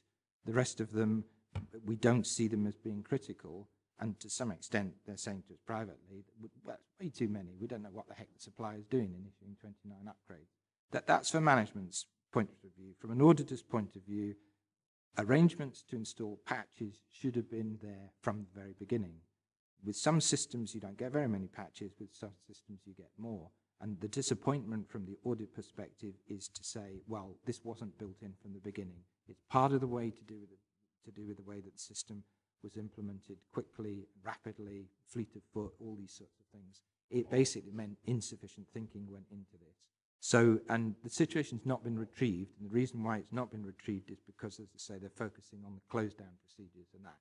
And the last thing you want to do is start to introduce new patches and things while you're trying to get your accounts closed for the year. So the focus is very much on, let's get a close. Once we've got a close, we'll come back to this and we'll develop a systematic approach for dealing with these patches. I think management are genuinely hoping that, you know, if this is the level of patching being produced by the supplier, they'll be having words with them and they'll be looking for consolidations, fewer patches, these sorts of things. So I haven't got to the bottom of why there are 29 patches, but what we are concerned about is that at the moment, quite a lot of them, they're sitting parked. And, you know, we need to go through a process of loading them into the test database, checking that they function, that they produce the results that we expect them to produce by running test transactions through them. And when that happens, then we do a live upload. You know, we do an upload onto the live system. Thank you. Yeah, okay. Just on the back of that, and Kevin, do we have a maintenance contact for Integra? Yes, indeed. I mean, that's why the software patches come to us, is because we've got under the license, you know, they will make available to us patches and releases, which either fix minor problems within the system or bring about improvements. Some of them do relate to year-end stuff as well, is you sometimes release, particularly say on the benefits system, a good example there is they get special patches for year-end work, which they have to load up before they can do year-end. So the patches are there for different reasons.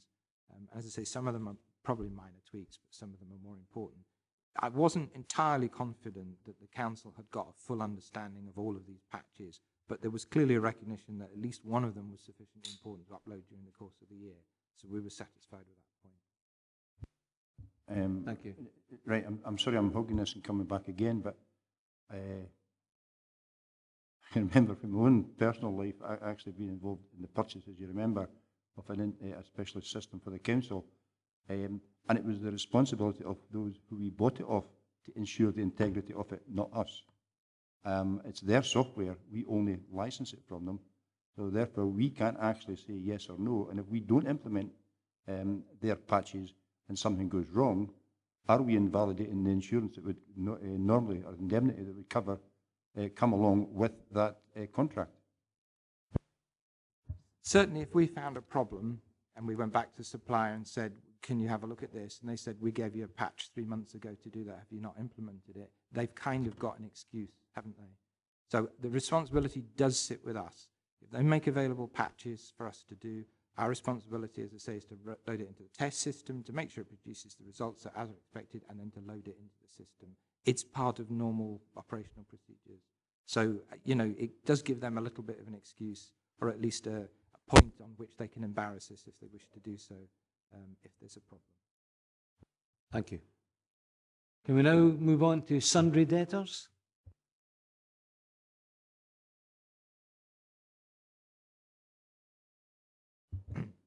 Thank you, Chair. This was looking at the sundry debtor system, which was another module of Integra, also new this time. A significant implementation, same sorts of things. We had to bring forward customer accounts from the previous system. We had to bring forward customer balances, that sort of stuff. So in many ways, it paralleled the accounting module. In some ways, it was a smaller implementation that was needed because the operational access was more limited. In this system, we have online authorization for the raising of accounts, which is very good. That's a definite improvement over what we had previously. Some departments, there's a small number of departments using a bulk upload facility, which is in effect where they have a lot of invoices to process. They get loaded through a spreadsheet. Those invoices are not individually authorized.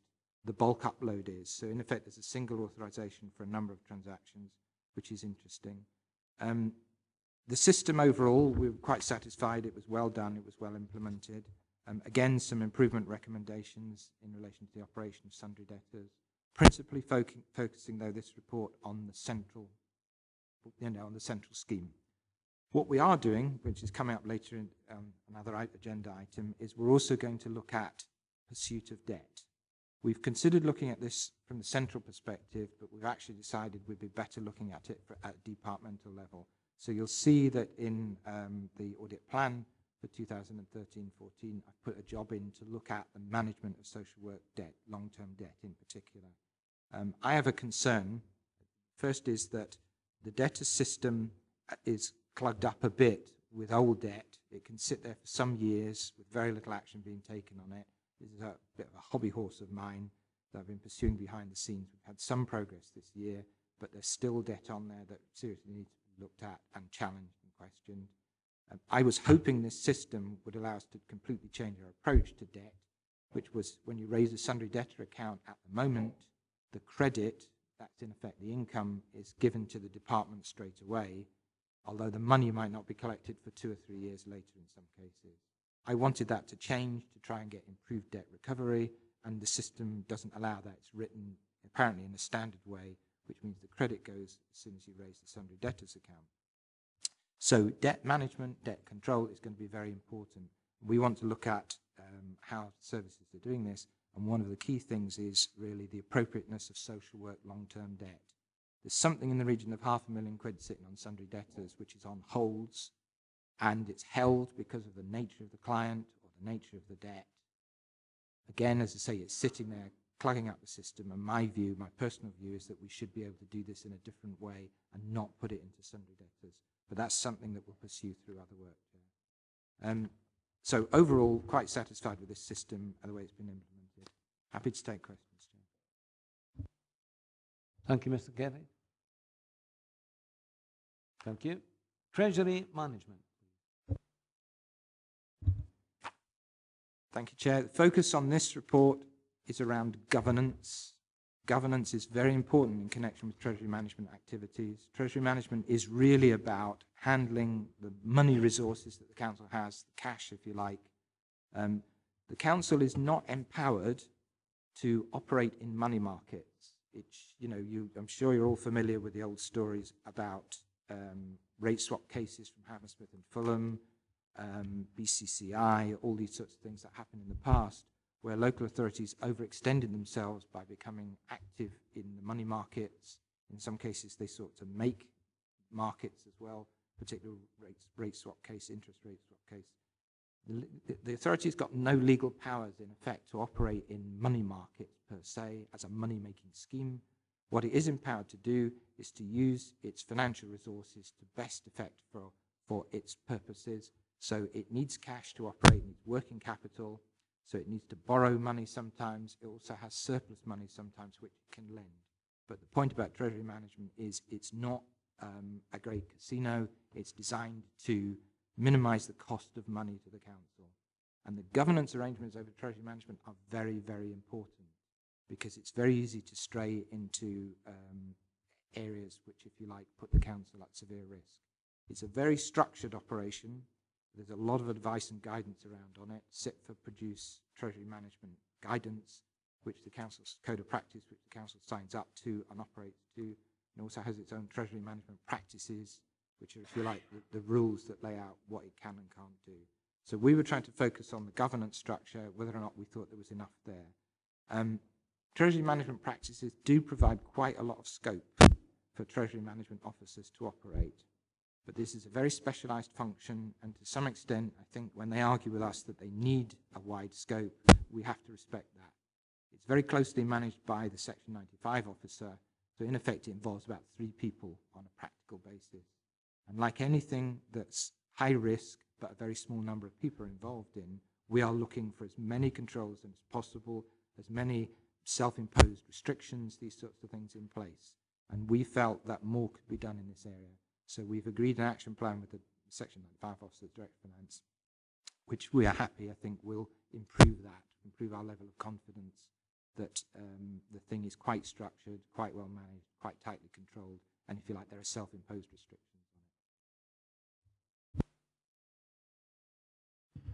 on it. Thanks, Chair. Kevin, first thing is a kind of throwaway question, but has a risk assessment been carried out in our bank?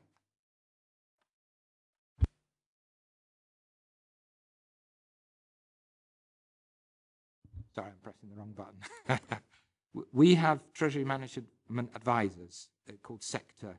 Sector provide us with credit lists, you know, with credit worthiness lists. They provide us with quite a lot of information. Some of it's in a very structured, you know, the AAA rating kind of list. And there's other information comes to us as well, intelligence, should we say. So yes, we bank with the Bank of Scotland, and they are on that list as a safe lender. In terms of who, you know, we restrict ourselves quite closely in terms of who we borrow from, who we lend to, these sorts of things. In many ways, the council is a model for Scotland because it has quite a small restricted list. You know, it does restrict itself. Sector come to us apparently and tell us quite regularly that we're very conservative, small c, in relation to other local authorities. I'm very happy to hear that because, you know, I wouldn't want to be the auditor at a council that had all sorts of problems. So yes, our bank is evaluated for creditworthiness. Okay, I have another question, but let Archie in first. I think he's again. Councillor Dryborough. Thanks, Chair. I'm just looking at the last page, the last section, 5.11. And again, I think it comes back down to the culture in that reconciliation is done in the run-up to the end of the financial year, so we can get everything bagged as the case may be. I mean, you're suggesting a reconciliation be done at least every 6 months, Kevin, and throughout the report it talks about loans only being 3 months long and things like that. Reconciliation, of course, is an important factor in any account side of things. I'm just wondering did you find anything with regards to reconciliation with those short-term loans in your audit for that particular system? Chair, the answer is no. As I say, we're trying to impose more of a structure. There's a little bit of resistance from management on this. We're trying to impose more in the way of structure because this is a risk, high-profile area. In an operational sense, everything was fine. You know, everything was tickety-boo, everything lined up. But when we look at this particular item 511 is the Logitech system has got the loans recorded on it. And one of the controls that you have is, if you like, independent recording of transactions. If you have independent recording of transactions, it means one person can't influence it. Somebody else is looking at it, sees it, there's a record, auditors can come along and have a look at it. So what we were looking for is the Logitech system where the loans are recorded, and we hadn't got certainty that that was being recorded by an independent person because some of the audit trail within Logitech had disappeared, as we reported. But that register of loans should be reconciled to the accounting ledger on a regular basis. What we're told is that the nature of work in that team is such that it's very unlikely they could carry out such a reconciliation really within the first 6 months of the year. So we said, okay, we'll agree then a minimum of 6 months. They can do it more frequently after the half-year point. They could do it monthly. And in effect, that's what it's saying to us, is they'll do it more frequently after the half-year is over. But we agreed on a half-year reconciliation because they're telling us that for 6 months of the year, it's very unlikely that at the time. Councillor Ferguson? Thanks, Chair. It's about 5.10.3 and following on from that, 5.11. First, I appreciate they're different things. It's the same theme. How does this financial scrutiny get sent to get passed to elected members who are ultimately responsible? I mean, if you're liking this to your house, I mean, Mrs. Ferguson is my auditor, right? And she goes through the bank account every month to see where everything's been spent. So how can members, councillors, be satisfied? Because I'm really worried about when I'm seeing there was £120 million in the wrong place, just in the paragraph above it. That's not quite right. And the other thing, just to ask you the two at once, if you don't mind, is that in terms of action point 6, is that often enough, is the question, and should it not be reported to an appropriate committee, actually, what the current position is, every 2 months, for example, to Audit and Risk Committee, so that we know exactly what the council's financial situation is at any given time, as close as can be, rather than wait until the end of the year report. Yes, Chair. I mean, I would personally like to see a better involvement from elected members in Treasury management. I would like to see members giving more of a challenge on Treasury management activity. It is, as I say, it's a difficult one to strike. We've got the Section 95 officer who's controlling this activity, the most senior finance person in the department, or in the council, and, you know, we need to trust him. We do trust him. He's working with a very small group of people, one or at most two involved in these transactions. He has a personal hold over what's going on. Now, from my perspective, I would like to see this broadened and deepened so that members could challenge this, members could become very familiar with some of the questions and challenges and the risks that are involved in it. The facility for reporting to members, I think Treasury Management Practice says it's 3 times a year. I think it's mentioned earlier in the report. And what we have during the period of this audit was we didn't make that target. There are a number of reasons why, but the reporting to members was deficient, disappointing again. You know, for me, it was quite disappointing. We have an undertaking from the Section 95 officer that he will report more regularly to members. He's also going to undertake training for members in relation to Treasury management activities. I think, you know, he's recognised what we've said, which is there should be more challenge stroke governance from members. It is a bit of an area that becomes, it's a very dynamic area because things can change very quickly. And in an operational sense, decisions need to be made about loans and lending fairly quickly, and you don't have time to break out to a committee and get permission for individual loans. But what we should have is a governance structure and a set of rules within which they can operate in any particular year. And if they need to break away from that, that's when they then come to members and seek a variation. But at the moment, the sort of governance rules give them a lot of flexibility. They say they need that for day-to-day operations, but from an audit perspective, I would like to see more in the way of a stronger relationship, a stronger challenge for members on Treasury activities. Thank you, Councillor Drybrough. Just on a specific point, Kevin, I mean, obviously governance of that, coming back to the short-term loans where they borrowed from other councils at a certain rate, put it into a bank account, got a larger rate of interest, therefore made the council money over a 3-month period. I would agree that members shouldn't be able to sort of influence that in a way that would disaffect the council from getting some extra bucks at the end of the day. The governance side of things with regards to accountancy, I think, I mean, we all know the Section 95 officer and how competent he is at doing his actual job. I certainly think there is that need for that governance in a particular committee. But I'm not sure where that would actually sit. Would that be full council? Would it be policy and resources? You know, that type of thing. So just where would it sit? Certainly Treasury Management reports come to the Policy and Resources Committee, sir. And that would appear to be the Resources Committee should be looking after it. Members tend to look at Treasury Management reports and say, aye, well done guys, I see you've made more money this year, thanks very much, and move on. I do take the point that the internal auditor's making about further monitoring and control over Treasury Management. Can I say that listening to Kevin, my biggest concern is the small number of people who are involved in Treasury Management. Not because I don't trust them, but because I'm worried about the pressure of work on them. I'm also concerned about succession management.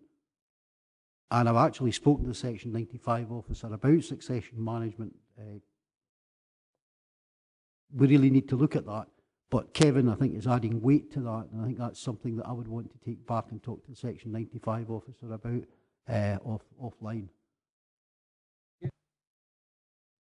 Thank you, Councillor McKee. Bear in mind, Chair, just following on for that, I think there's other areas as well, like where lower down the scale, maybe only one or two. I seem to recall maybe the last meeting or one before it, where we were talking about one officer in charge of this section, or one officer that did this thing, and that's not really acceptable.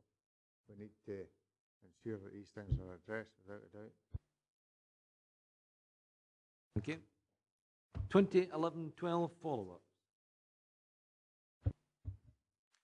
Yes, thanks, Chair. This is an essential exercise, as I say, from the point of view of confirming that recommendations that have been made and management have told us in their monitoring reports and the quarterly monitoring report, they've done the things, confirming that the evidence is there to support that, but also looking at the systems that we looked at and ensuring that there haven't been any significant alterations, if you like, in risk.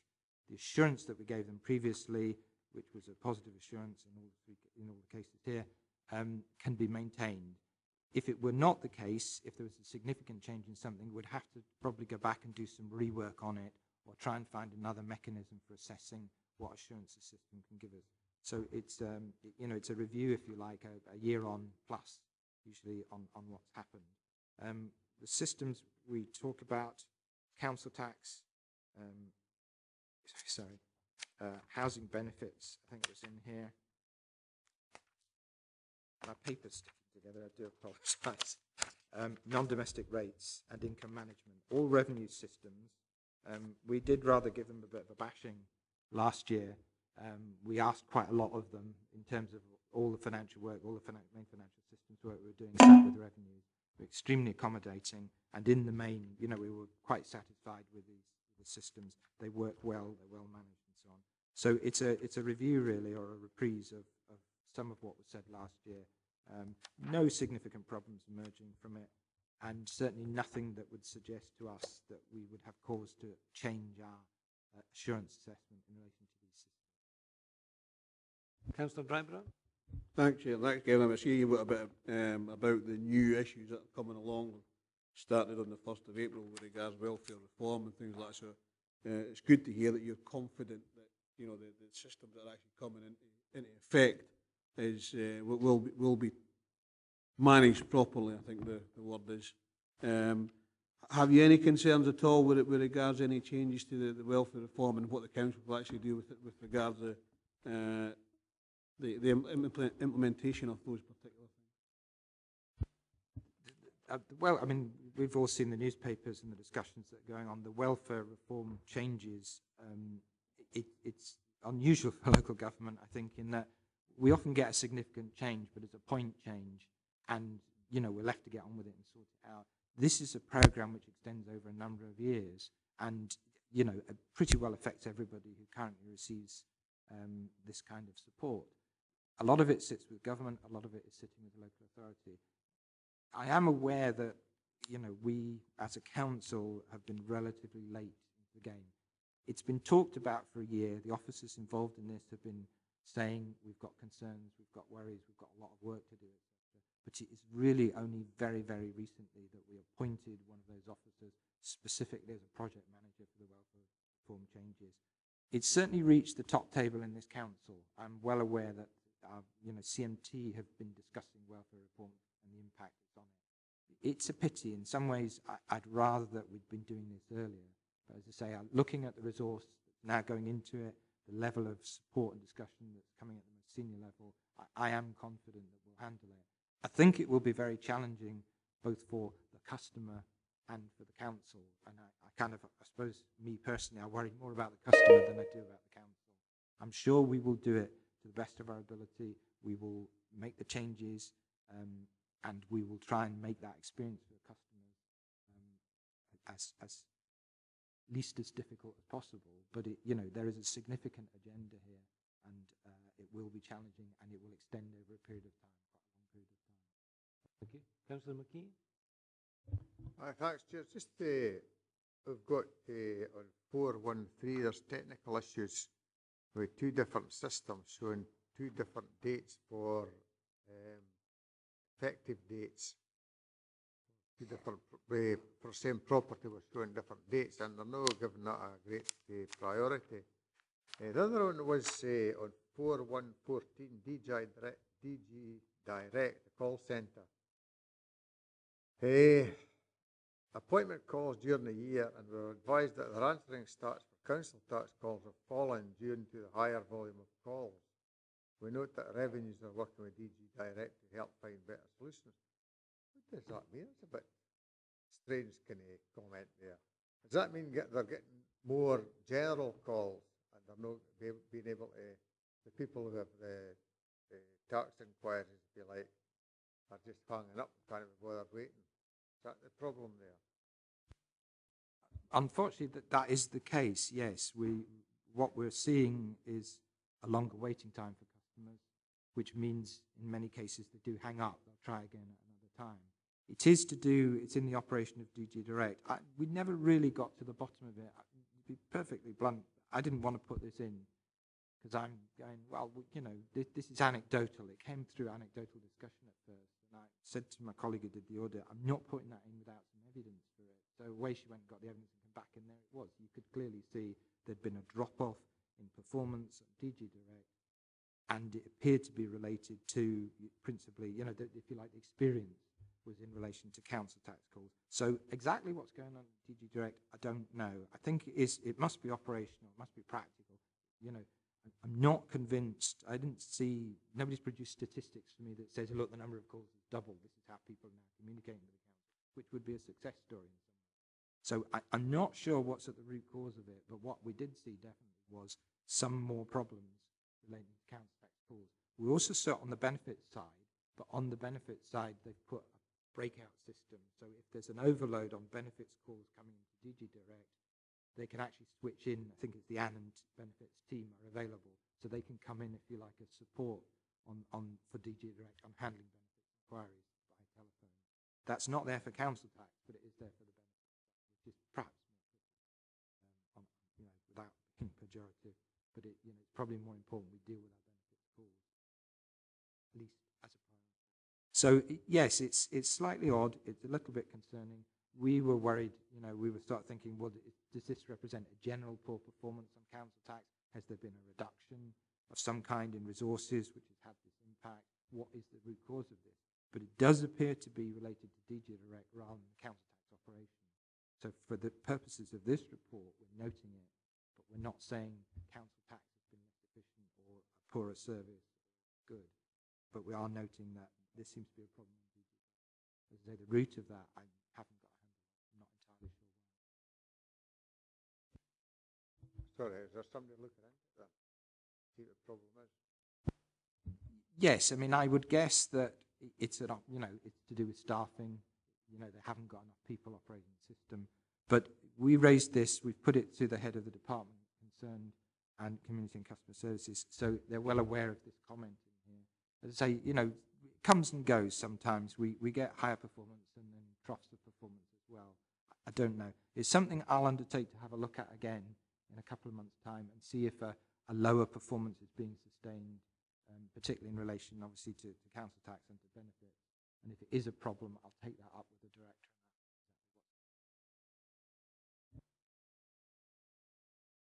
Councillor Ferguson. Thanks, Chair.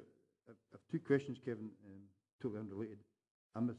This DG First one that you've just referred to, and I appreciate that's not the point of the report today, but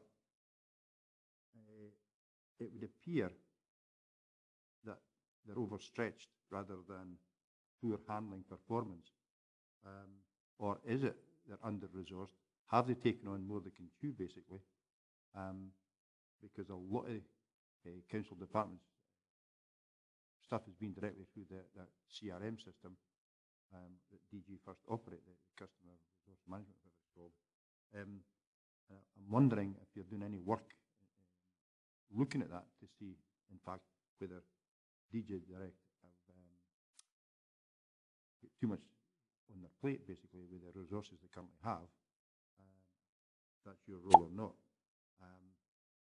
Because this is it's the same number with the big long 0300 number for the council.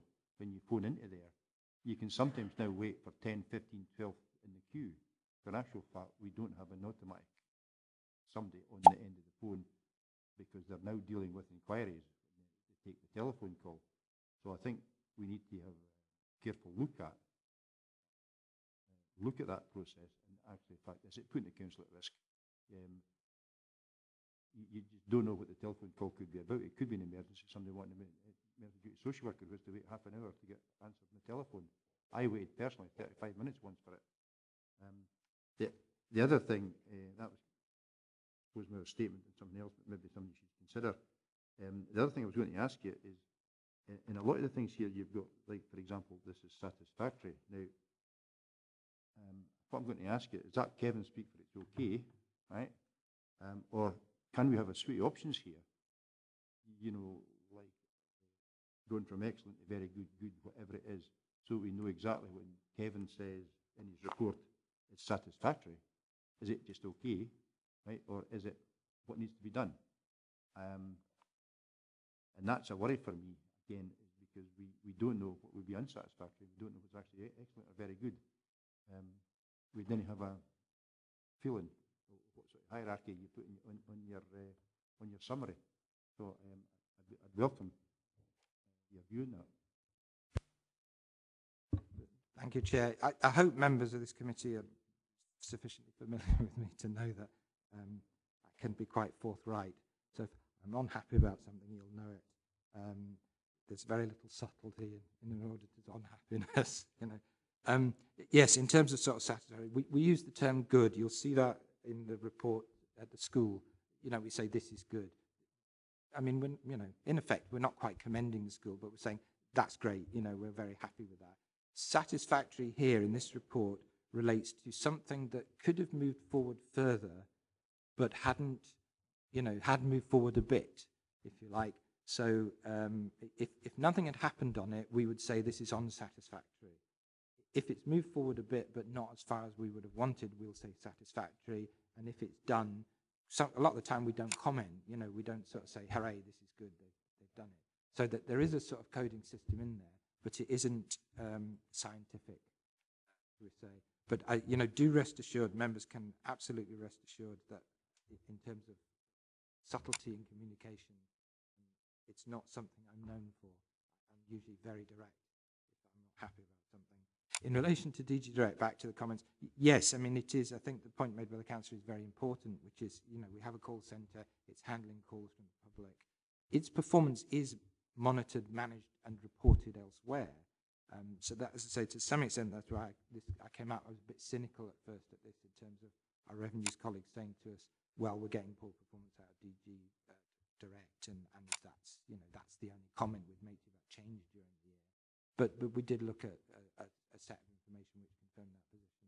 So exactly where it is, I'm not sure, but it is something I know that's monitored and reported. But as I say, if you give me a couple of months, I'll go back and look at that, and if it's not great, I'll take it up with the director at that point. And at the moment, I'm assuming it's a dip, you know, it's a low point, rather than a systematic problem. Can we go on now to the operation of Sanker Academy School Fund? Thank you, Chair. I'm just looking at this war bond tax, and I'm just wondering if Jim Dempster's upset somebody.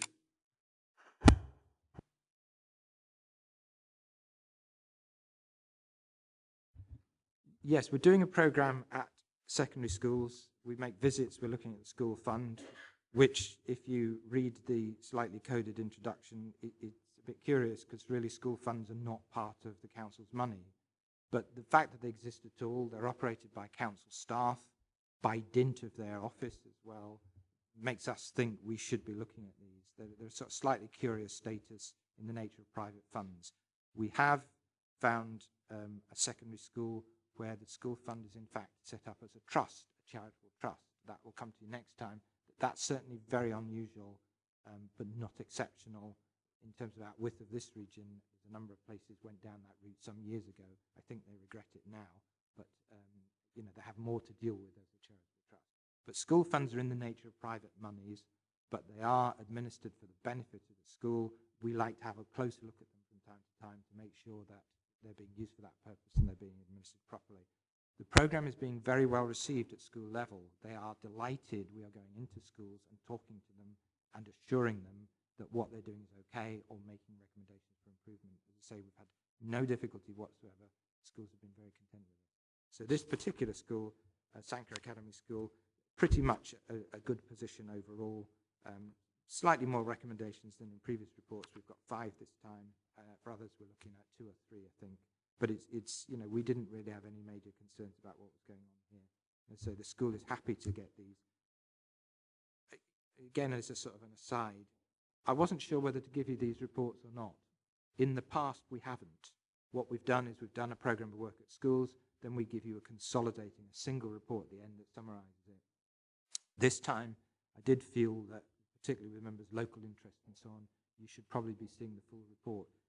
Particular things of interest, you know, things like the balance on the school fund. I don't know how many of you were aware of the size of some of these balances. You know, they're not enormous, but they're in £20,000 category, which I think is quite a lot of money for a school.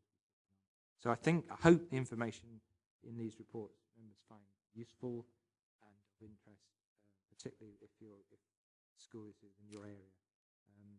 And we haven't found a bad one yet. Councillor Ferguson? Right. I've got a worry about this. Or a comment?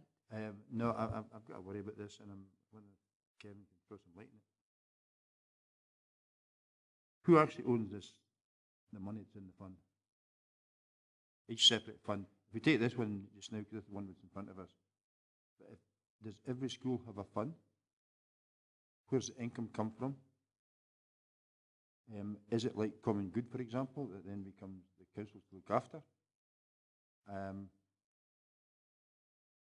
should we have, I'm just looking at this here, it looks like the head teacher seems to operate this. And there's quite significant amounts of money involved. So, what's the accountability here? Where does it actually sit legally? Maybe Mr. Haswell's a better person to ask you. See him slinking down his chair there.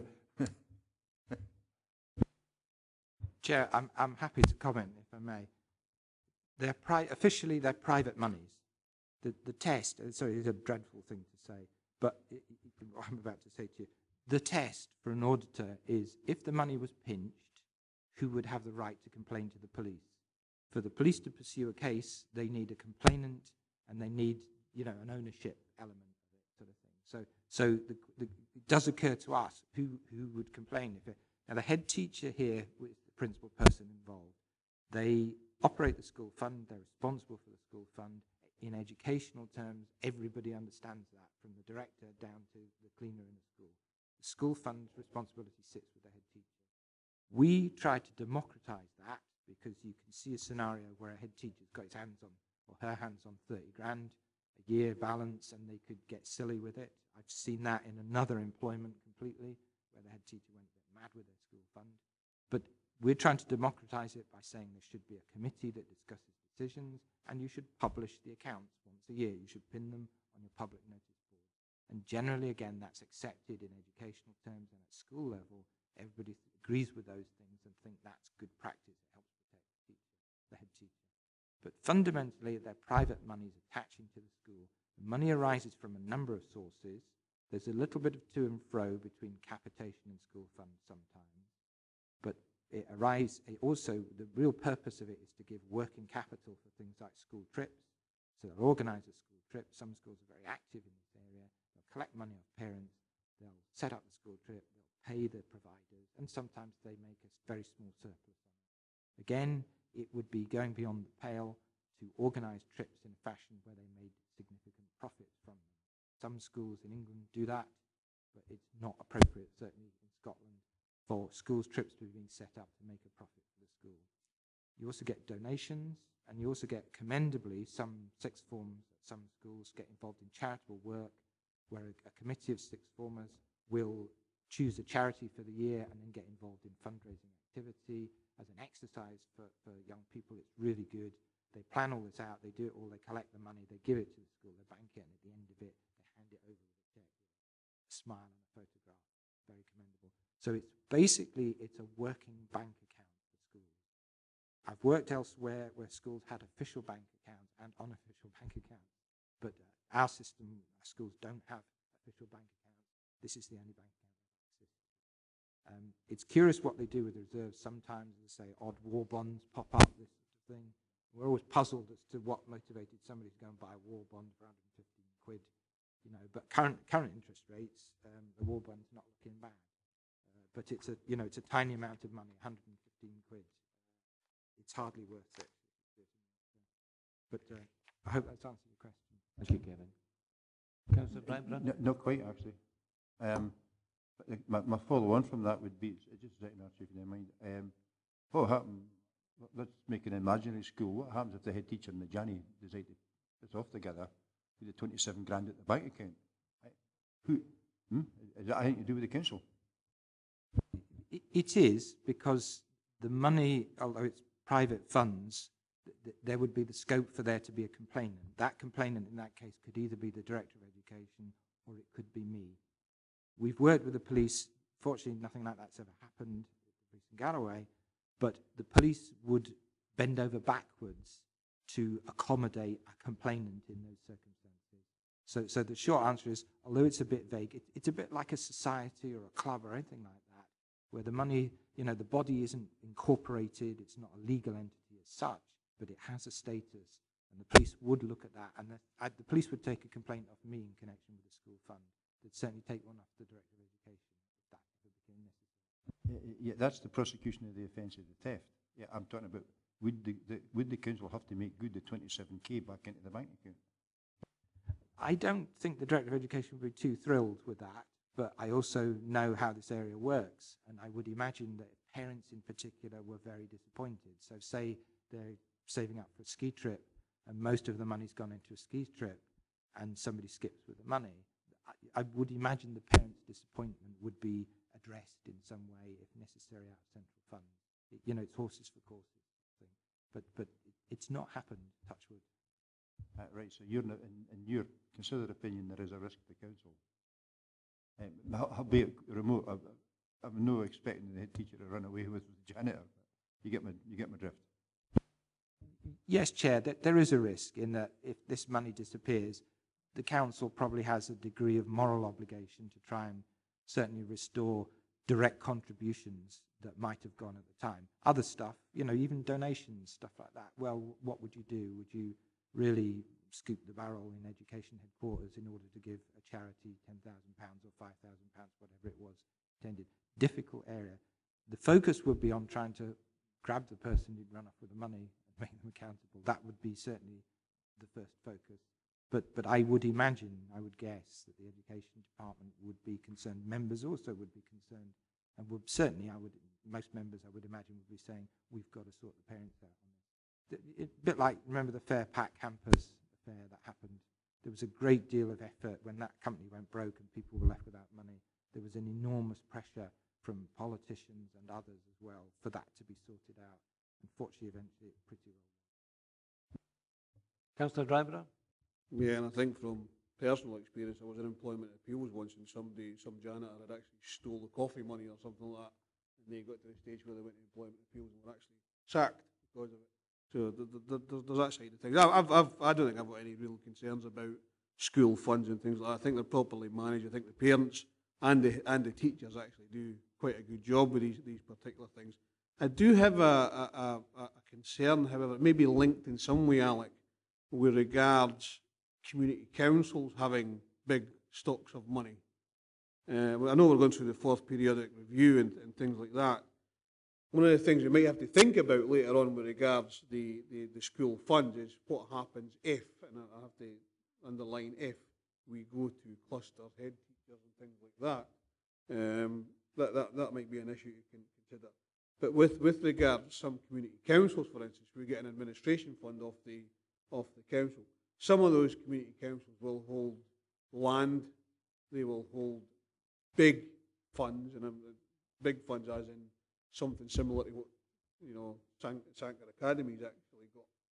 Where do we sort of, if those community councils were to fold, for instance, I know there is a sort of 3-year sort of thing at the moment where we try and re-establish the community council and we hold everything in trust. But the fourth periodic review is there's certain things within the consultation that says that, you know, under the new constitution, all of those things will go back to council, which some community councils, of course, are not happy about. You know, so where do we stand with that in particular case? Where, please correct me if I'm wrong, it's my understanding that some community councils, or there is no governance in community councils to hand out money, yet we have community councils handing out money for wind farm receipts, things like that. So I've got a bit of a concern there that there is no governance in place. I'm quite happy for the companies to allow the community councils to be the sort of filter, if you like, but there's no governance in place for that to actually happen within the community council itself. Very brief on that, it's a fairly wide subject. You've raised Councillor Driver. Yeah, you're absolutely right. Some community councils have fairly large sums of money at their disposal, and they are separate statutory entities. They have got their own constitutions. They are required to comply with financial regulations, etc., etc. We do not police them. Therefore, we have no way of knowing if things are right, wrong, or indifferent. When a community council folds, at the moment, the requirement is that all of their assets are transferred to this council and held in trust, pending a new community council. What I always recommend to council office bearers when they change, particularly the treasurer, before you touch the books or the money, you get somebody in to audit the books. Because the minute you've got the books in your hands, it becomes a problem.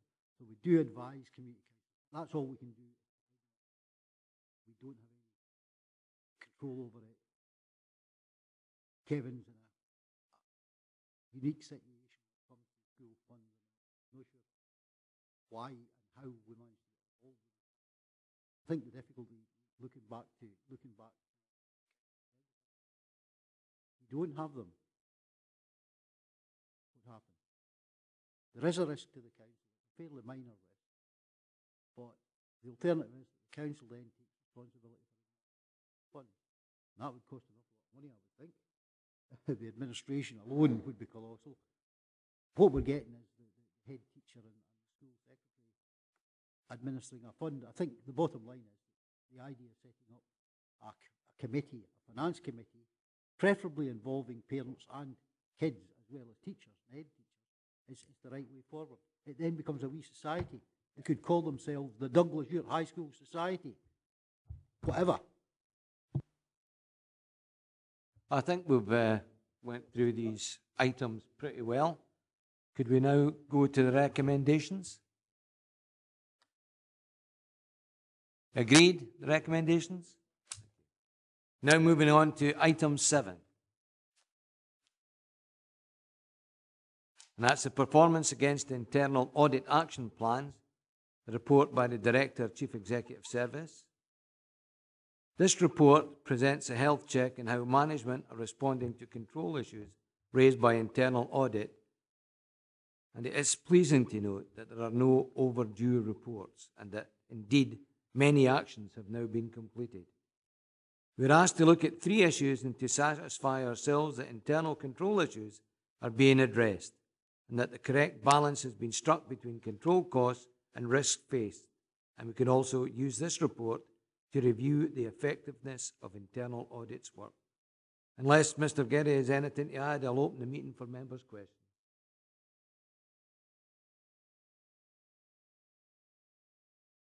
Driver?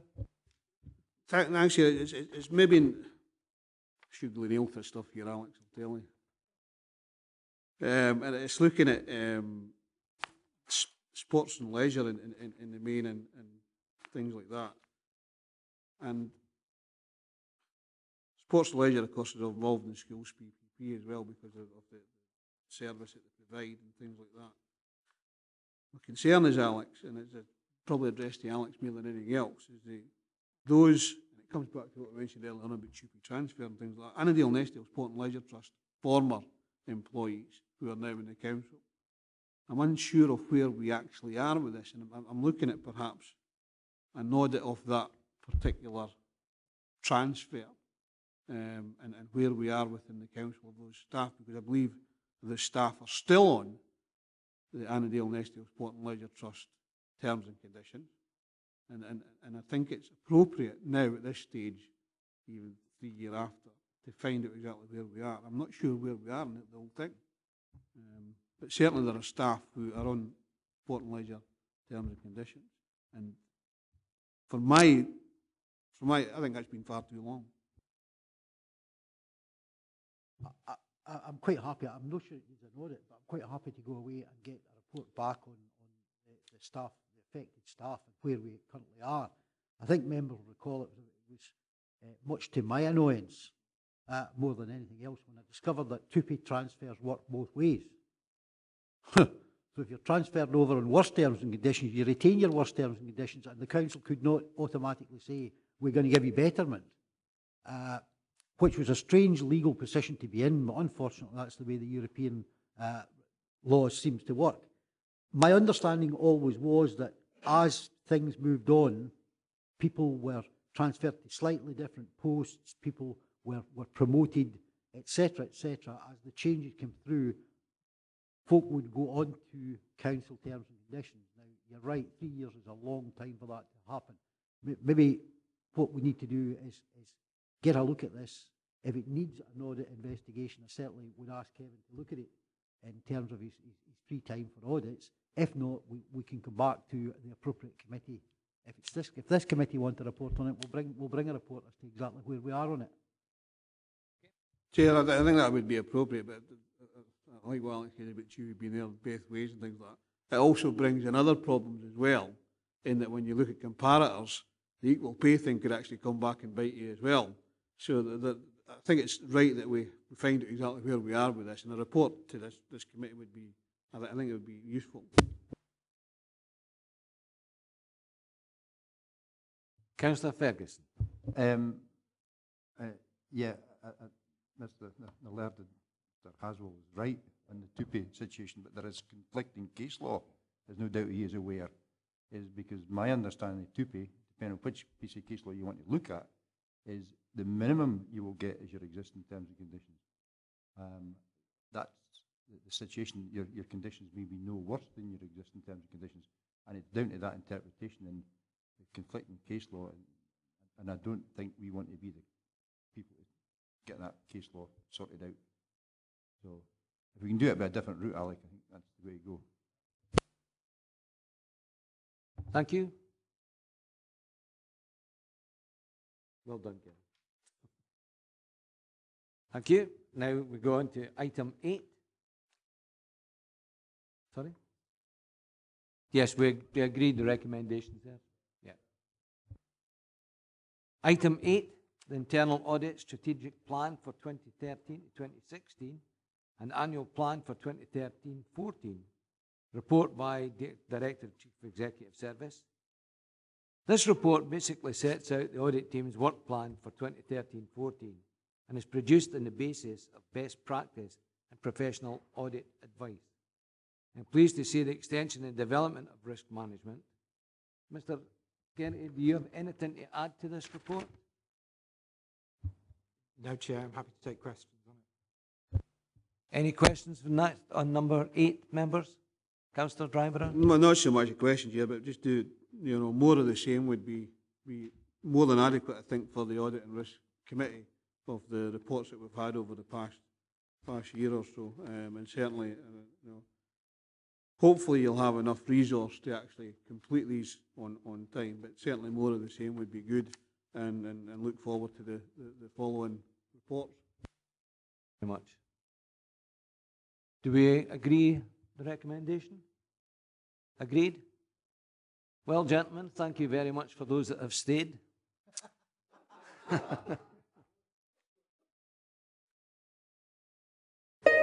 And I'd like to thank Mr. Geraghty as well for his input today.